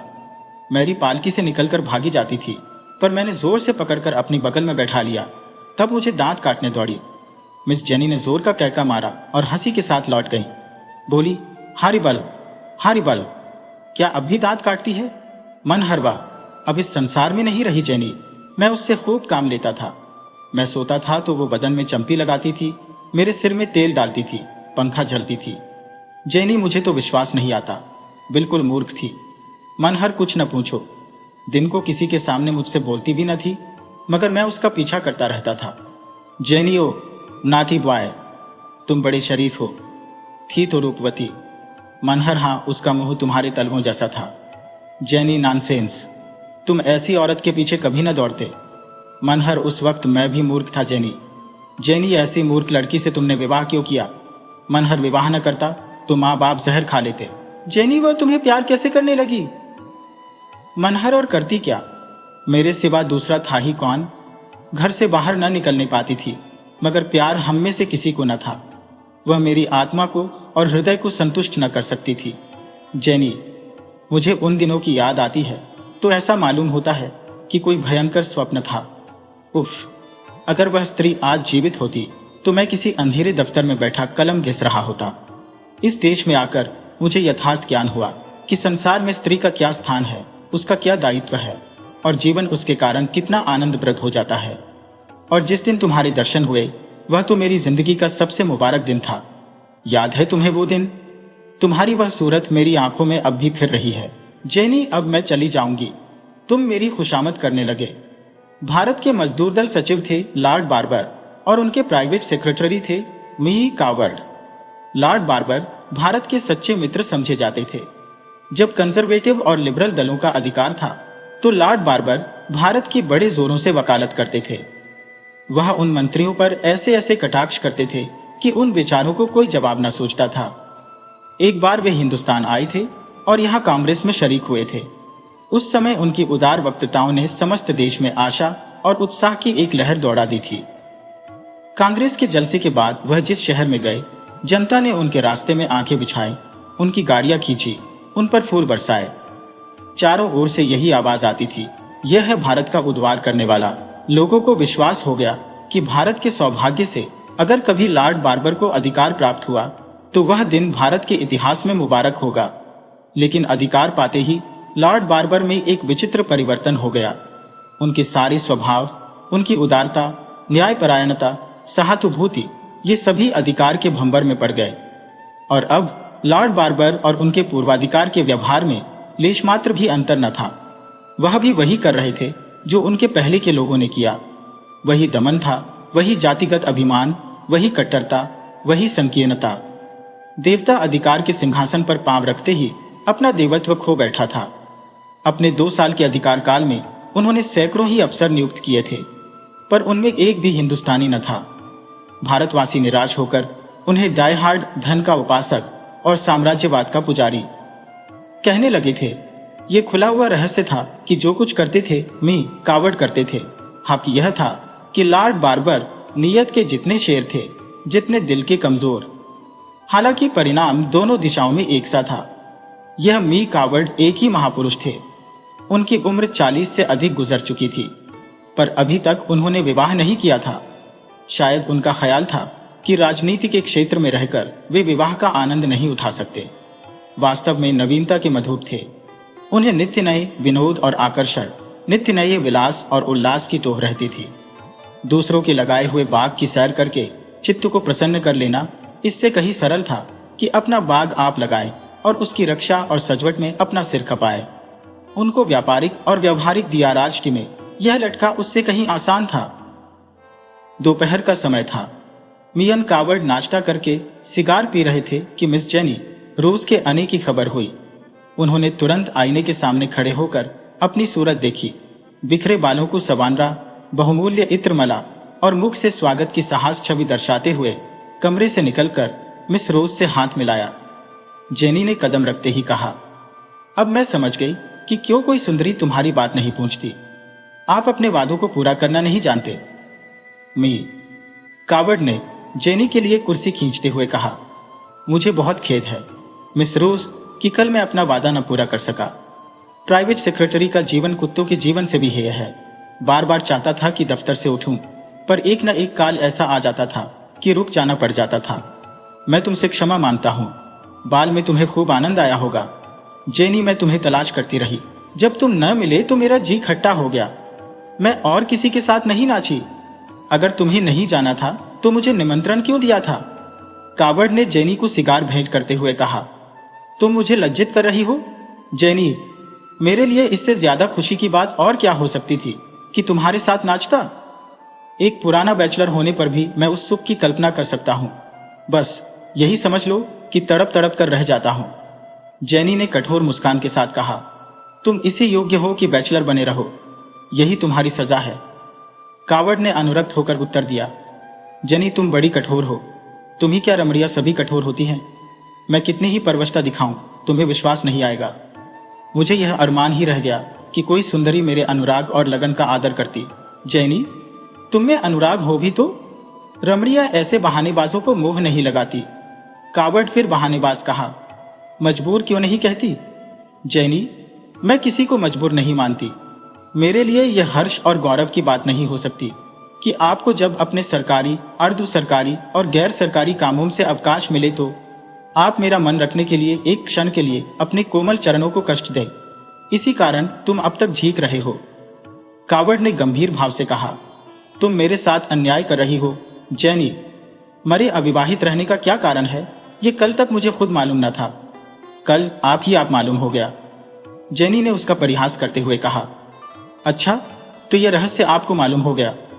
तब तो आप सचमुच आत्मदर्शी हैं। जरा मैं भी तो सुनूं, क्या कारण था? कावड़ ने उत्साह के साथ कहा, अब तक कोई ऐसी सुंदरी न मिली जो मुझे उन्मत्त कर सकती। जेनी ने कठोर परिहास के साथ कहा, मेरा ख्याल था कि दुनिया में ऐसी औरत पैदा ही नहीं हुई जो तुम्हें उन्मत्त कर सकती। तुम उन्मत्त बनाना चाहते हो, उन्मत्त बनना नहीं चाहते। कावड़, तुम बड़ा अत्याचार करती हो जेनी। जेनी अपने उन्माद का प्रमाण देना चाहते हो? कावड़ हृदय से जेनी, मैं उस अवसर की तात में बैठा हूं। उसी दिन शाम को जेनी ने मनहर से कहा, तुम्हारे सौभाग्य पर बधाई, तुम्हें वह जगह मिल गई। मनहर उछलकर बोला, सच? सेक्रेटरी से कोई बातचीत हुई थी? जेनी, सेक्रेटरी से कुछ कहने की जरूरत ही नहीं पड़ी। सब कुछ कावड़ के हाथों में है। मैंने उसी को चंग पर चढ़ाया। लगा मुझे इश्क जताने। 50 साल की तो उम्र है, चांद के बाल झड़ गए हैं, गालों पर झुर्रियां पड़ गई है, पर अभी तक आपको इश्क का खपत है। अब अपने को एक ही रसिया समझते हैं। उसके बूढ़े चौंचले बहुत ही बुरे मालूम होते थे, मगर तुम्हारे लिए सब कुछ सहना पड़ा। खैर, मेहनत सफल हो गई है। कल तुम्हें परवाना मिल जाएगा।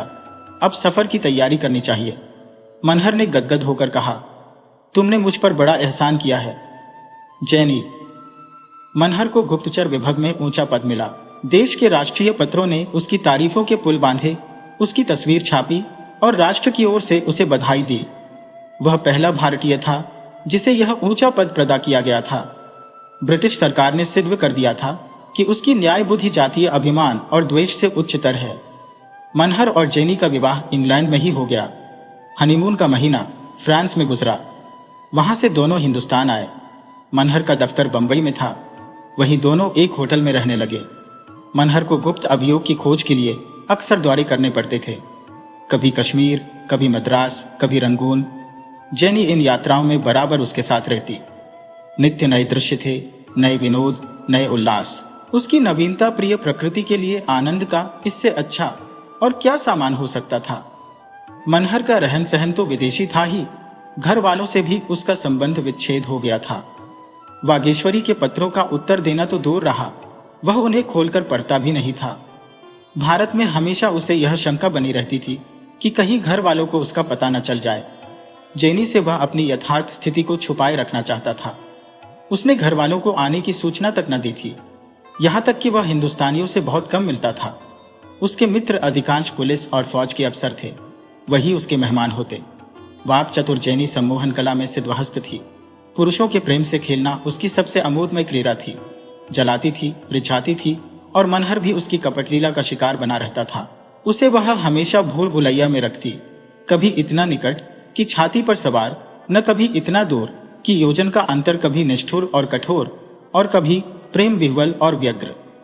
एक रहस्य था जिसे वह कभी समझता था और कभी हैरान रह जाता था। इस तरह 2 वर्ष बीत गए और मनहर और जेनी को उनकी 2 भुजाओं की भांति एक दूसरे से दूर होते गए। मनहर इस भावना को हृदय से न निकाल सकता था कि जेनी का मेरे प्रति एक विशेष कर्तव्य है। वह चाहे उसकी संकीर्णता हो या कुल मर्यादा का असर, का इवज जेनी को पाबंद देखना चाहता था।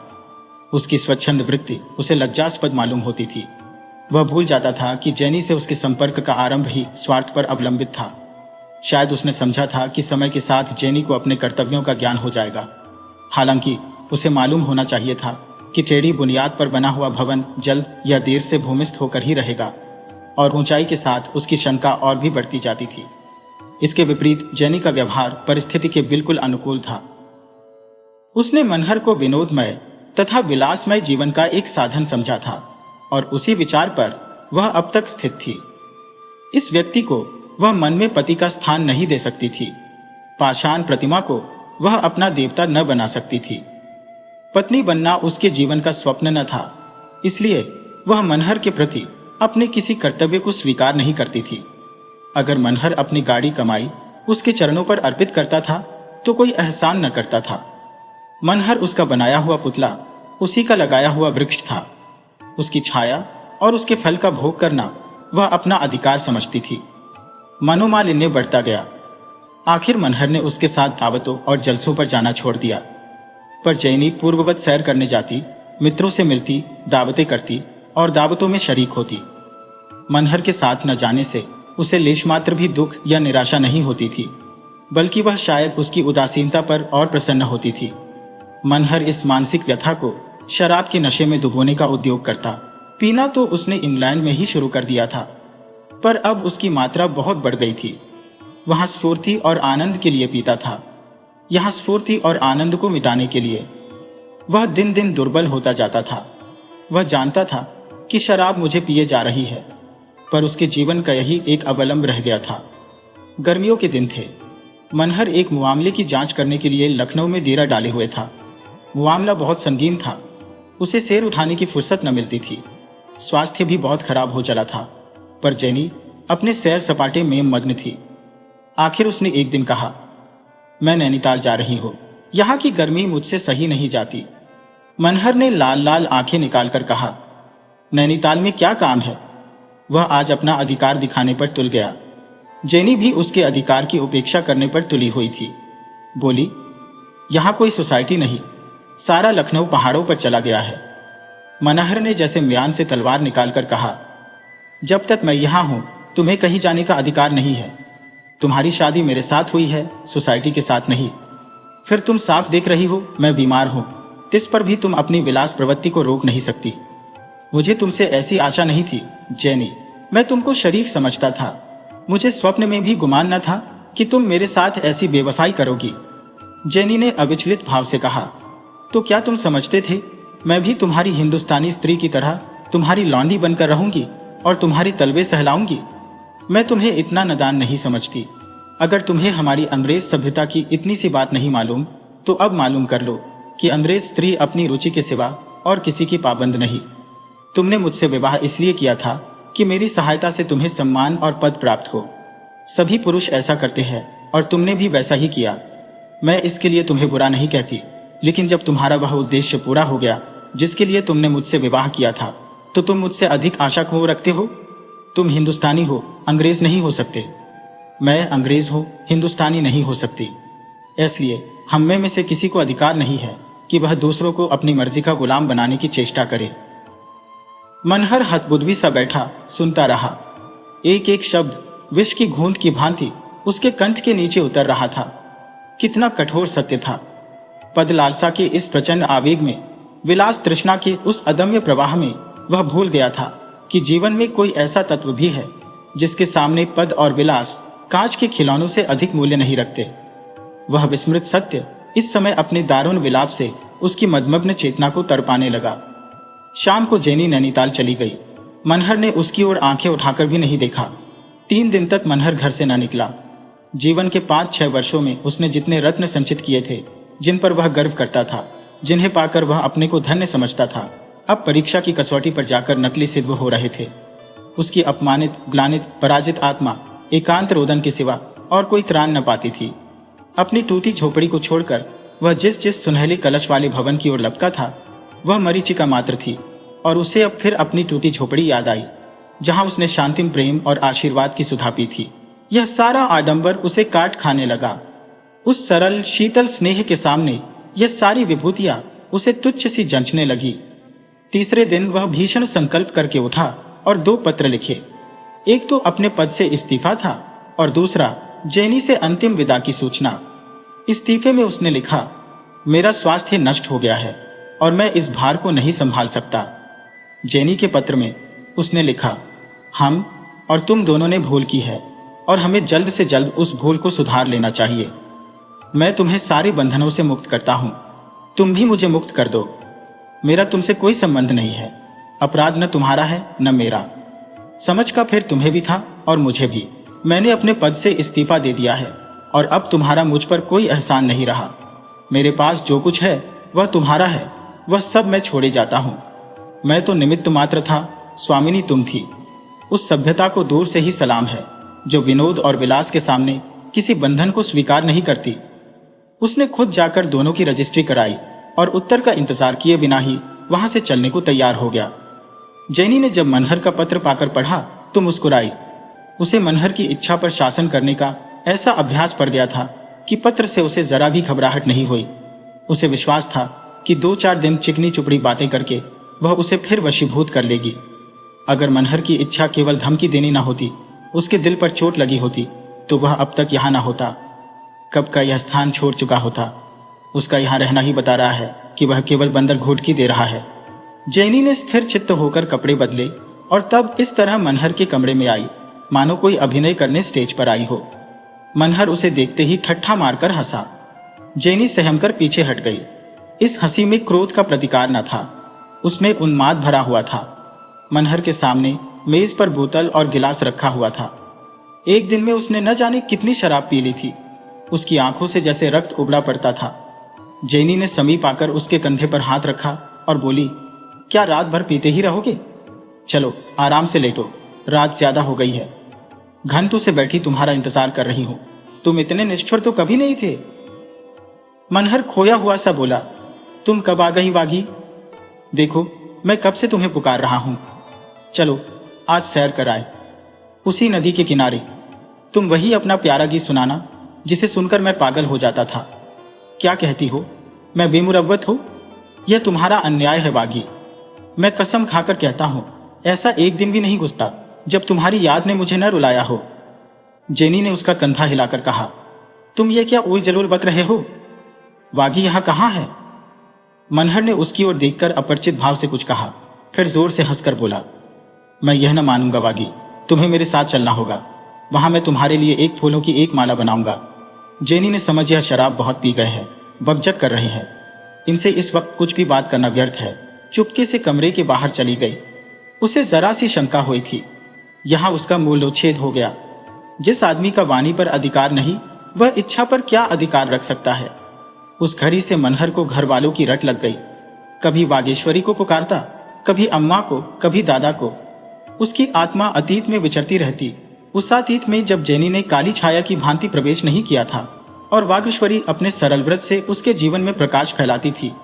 दूसरे दिन जेनी ने उसे जाकर कहा, तुम इतनी शराब क्यों पीते हो? देखते नहीं तुम्हारी क्या दशा हो रही है। मनहर ने उसकी ओर आश्चर्य से देखा, तुम कौन हो? जेनी, तुम मुझे नहीं पहचानते हो? इतनी जल्द भूल गए? मनहर, मैंने तुम्हें कभी नहीं देखा, मैं तुम्हें नहीं पहचानता। जेनी ने और अधिक बातचीत नहीं की। उसने मनहर के कमरे से शराब की बोतलें उठवा दी और नौकरों को ताकीद कर दी कि उसे एक घूंट भी शराब की न दी जाए। उसे अब कुछ संदेह होने लगा था, क्योंकि मनहर की दशा उससे कहीं शंकाजनक थी जितना वह समझती थी। मनहर का जीवित और स्वस्थ रहना उसके लिए आवश्यक था। इसी घोड़े पर बैठकर वह शिकार खेलती थी। घोड़े के बगैर शिकार का आनंद कहां? मगर 1 सप्ताह हो जाने पर भी मनहर की दशा में की अंतर न हुआ। न मित्रों को पहचानता, न नौकरों को। पिछले 3 वर्षों का जीवन एक स्वप्न की भांति मिट गया था। 7वें दिन जेनी सिविल सर्जन को लेकर आई तो मनहर का कहीं पता नहीं था। 5 साल के बाद वागेश्वरी का लुटुआ सुहाग फिर छेता। माँ बाप पुत्र के वियोग में रो रोकर अंधे हो चुके थे। वागेश्वरी निराशा में भी आस बांधे बैठी हुई थी। उसका मायका संपन्न था। बार बार बुलावे आते, बाप आया, भाई आया, पर धैर्य और व्रत की देवी घर से न चली। जब मनहर भारत आया तो वागेश्वरी ने सुना कि वह विलायत से एक मेम लाया है। फिर भी उसे आशा थी कि वह आएगा, लेकिन उसकी आशा पूरी न हुई। फिर उसने सुना वह ईसाई हो गया है, आचार विचार त्याग दिया है। तब उसने माथा ठोक लिया। घर की व्यवस्था दिन दिन बिगड़ने लगी। वर्षा बंद हो गई और सागर सूखने लगा। घर बिका, कुछ जमीन थी वह बिकी। फिर गहनों की बारी आई। यहां तक कि अब केवल आकाशी वृत्ति थी। कभी चूल्हा जल गया, कभी ठंडा पड़ा रहा। एक दिन संध्या समय वह कुएं पर पानी भरने गई थी कि एक थका हुआ, जीर्ण, विपत्ति का मारा जैसा आदमी आकर कुएं की जगत पर आकर बैठ गया। वागेश्वरी ने देखा तो मनहर। उसने तुरंत घूंघट काट लिया। आंखों पर विश्वास नहीं हुआ। फिर भी आनंद और विस्मय की हृदय में फुरेरियां उड़ने लगी। रस्सी और कलसा कुएं पर छोड़कर लपकी हुई घर आई और सास से बोली, अम्मान जी, जरा कुएं पर जाकर देखो कौन आया है। सास ने कहा, तू पानी भरने गई थी या तमाशा देखने? घर में एक बूंद पानी की नहीं है। कौन आया है कुएं पर? चलकर देख लो, न कोई सिपाही प्यादा होगा। अब उनके सिवा कौन आने वाला है? कोई महाजन तो नहीं है? नहीं अम्मा, तुम चली क्यों नहीं चलती? बूढ़ी माता भांति भांति की शंकाएं करती हुई कुएं पर पहुंची तो मनहर दौड़कर उनके पैरों में लिपट गया। माता ने उसे छाती से लगाकर कहा, तुम्हारी यह दशा है मानो? क्या बीमार हो? असबाब कहाँ है? मनहर ने कहा, पहले कुछ खाने को दो अम्मा, बहुत भूखा हूं। मैं बड़ी देर से पैदल चला आ रहा हूं। गांव में खबर फैल गई कि मनहर आया है। लोग उसे देखने दौड़ पड़े। किस ठाट से आया है? ऊंचे पद पर है, हजारों रुपये पाता है।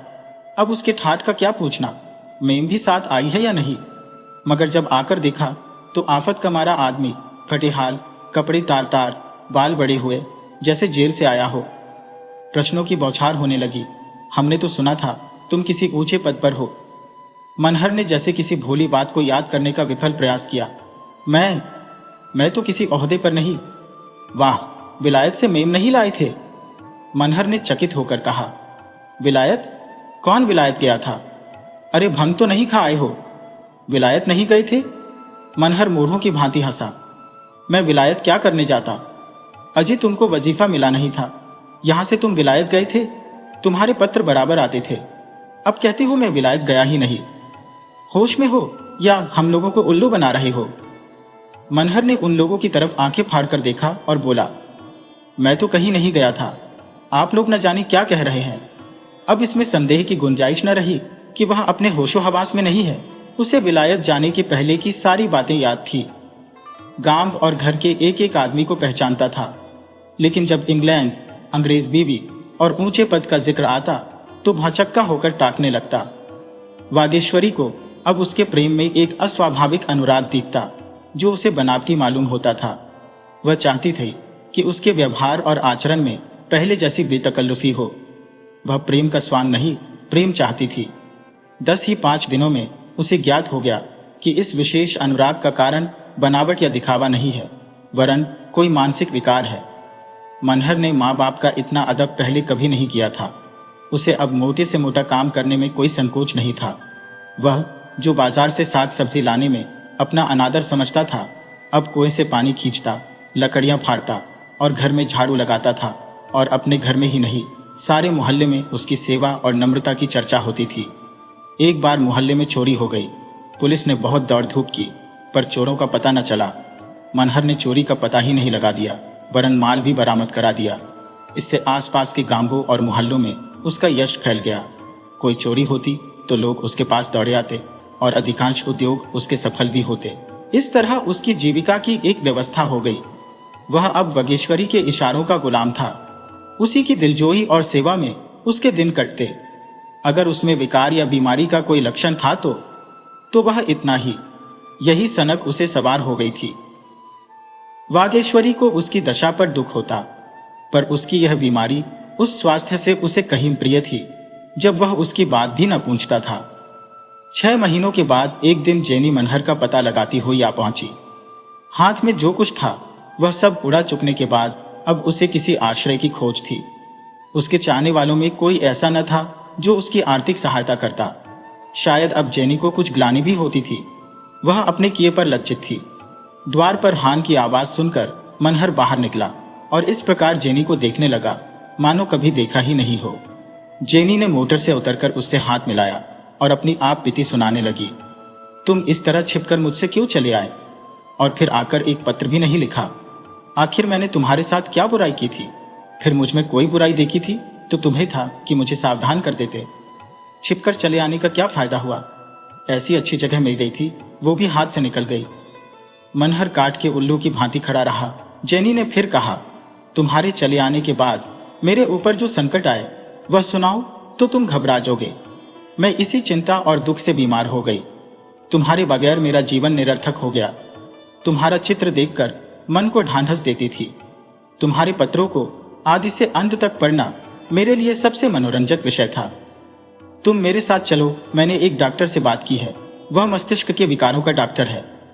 मुझ आशा है उसके उपचार से तुम्हें लाभ होगा। मनहर चुपचाप विरक्त भाव से खड़ा रहा। मानो न वह कुछ देख रहा है न सुन रहा है। सहसा वागेश्वरी निकल आई। जेनी को देखते ही वह ताड़ गई कि यही मेरी यूरोपियन सौत है। वह उसे बड़े आदर सत्कार के साथ भीतर ले आई। मनहर भी उनके पीछे पीछे चला आया। जेनी ने टूटी खाट पर बैठते हुए कहा, इन्होंने मेरा जिक्र तो किया ही होगा, मेरी इनसे लंदन में शादी हुई है। वागेश्वरी बोली, ये तो मैं आपको देखते ही समझ गई थी। जेनी, इन्होंने कभी मेरा जिक्र नहीं किया। वागेश्वरी, कभी नहीं, इन्हें तो कुछ याद नहीं। आपको यहां आने में बड़ा कष्ट हुआ होगा। जेनी महीनों के बाद तब इनके घर का पता चला। वहां से बिना कुछ कहे सुने चल दिए। आपको कुछ मालूम है इन्हें क्या शिकायत है? शराब बहुत पीने लगे थे। आपने किसी डॉक्टर को नहीं दिखाया? हमने तो किसी को नहीं दिखाया। जेनी ने तिरस्कार से कहा, क्यों? क्या आप उन्हें हमेशा बीमार रखना चाहती हैं? वागेश्वरी ने बेपरवाही से कहा, मेरे लिए तो इनका बीमार रहना इनके स्वस्थ रहने से कहीं अच्छा है। तब वह अपनी आत्मा को भूले हुए थे, अब उसे पा गए। फिर उसने निर्दय कटाक्ष करके कहा, मेरे विचार में तो वह तब बीमार थे, अब उसे पा गए। जेनी ने चिढ़कर कहा, नॉनसेंस, इनकी किसी विशेषज्ञ से चिकित्सा करानी होगी। ये जासूसों में बड़े कुशल है।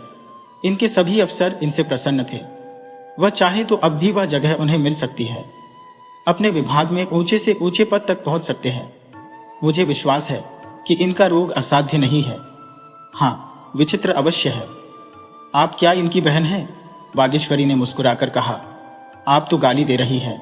ये मेरे स्वामी हैं। जेनी पर मानो वज्रपात हुआ। उसके मुख पर से नम्रता का आवरण हट गया और मन में छुपा हुआ क्रोध जैसे दांत पीसने लगा। उसकी गर्दन की नसें तन गई, दोनों मुट्ठियां बंध गईं। उन्मत्त होकर बोली, बड़ा दगाबाज आदमी है। इसने मुझसे बड़ा धोखा किया। मुझसे इसने कहा कि मेरी स्त्री मर गई है। कितना बड़ा धूर्त है। यह पागल नहीं है, इसने पागलपन का स्वांग भरा है। मैं अदालत से इसकी सजा कराऊंगी। क्रोधावेश के कारण वह कांप उठी, फिर रोते हुए बोली, इस दगाबाजी का मैं इसे मजा चकाऊंगी। ओह, इसने मेरा कितना घोर अपमान किया है। ऐसा विश्वासघात करने वाले को जो दंड दिया जाए वह थोड़ा है। इसने कैसी मीठी मीठी बातें करके मुझे फांसा। मैंने ही इसे जगह दिलाई। मेरे ही प्रयत्नों से यह बड़ा आदमी बना। इसके लिए मैंने अपना घर छोड़ा, अपना देश छोड़ा, और इसने मेरे साथ ऐसा कपट किया। जेनी सिर पर हाथ रखकर बैठ गई, फिर तैश में उठी और मनहर के पास जाकर उसको अपनी ओर खींचती हुई बोली, मैं तुम्हें खराब करके छोड़ूंगी। तूने मुझे समझा क्या है? मनहर इस तरह शांत भाव से खड़ा रहा, मानो उससे उसे कोई प्रयोजन ही नहीं है। फिर वह सिंहनी की भांति मनहर पर टूट पड़ी और उसे जमीन पर गिराकर उसकी छाती पर चढ़ बैठी। वागेश्वरी ने उसका हाथ पकड़कर अलग कर दिया और बोली, तुम ऐसी डायना होती तो उनकी यह दशा क्यों होती? जेनी ने तैश में आकर जेब से पिस्तौल निकाली और वागेश्वरी की तरफ बढ़ी। सहसा मनहर तड़प कर उठा, उसके हाथ से भरा हुआ पिस्तौल छीनकर फेंक दिया और वागेश्वरी के सामने खड़ा हो गया। फिर ऐसा मुंह बना लिया मानो कुछ हुआ ही नहीं हो। उसी वक्त मनहर की माताजी दोपहरी की नींद सोकर उठी और जेनी को देखकर वागेश्वरी की ओर प्रश्न भरी आंखों से ताका। वागेश्वरी ने उपहास भाव से कहा, यह आपकी बहू है? बुढ़िया ठिनक कर बोली, कैसी मेरी बहू? ये मेरी बहू बनने जोग है बंदरिया? लड़के पर न जाने क्या कर करा दिया, अब छाती पर मूंग दलने आई है। जेनी एक क्षण तक मनहर को खून भरी आंखों से देखती रही, फिर बिजली की भांति कौंधकर उसने आंगन में पड़ा पिस्तौल उठा लिया और वागेश्वरी पर छोड़ना ही चाहती थी कि मनहर सामने आ गया। वह बेधड़क जेनी के सामने चला गया, उसके हाथ से पिस्तौल छीन लिया और अपनी छाती में गोली मार ली।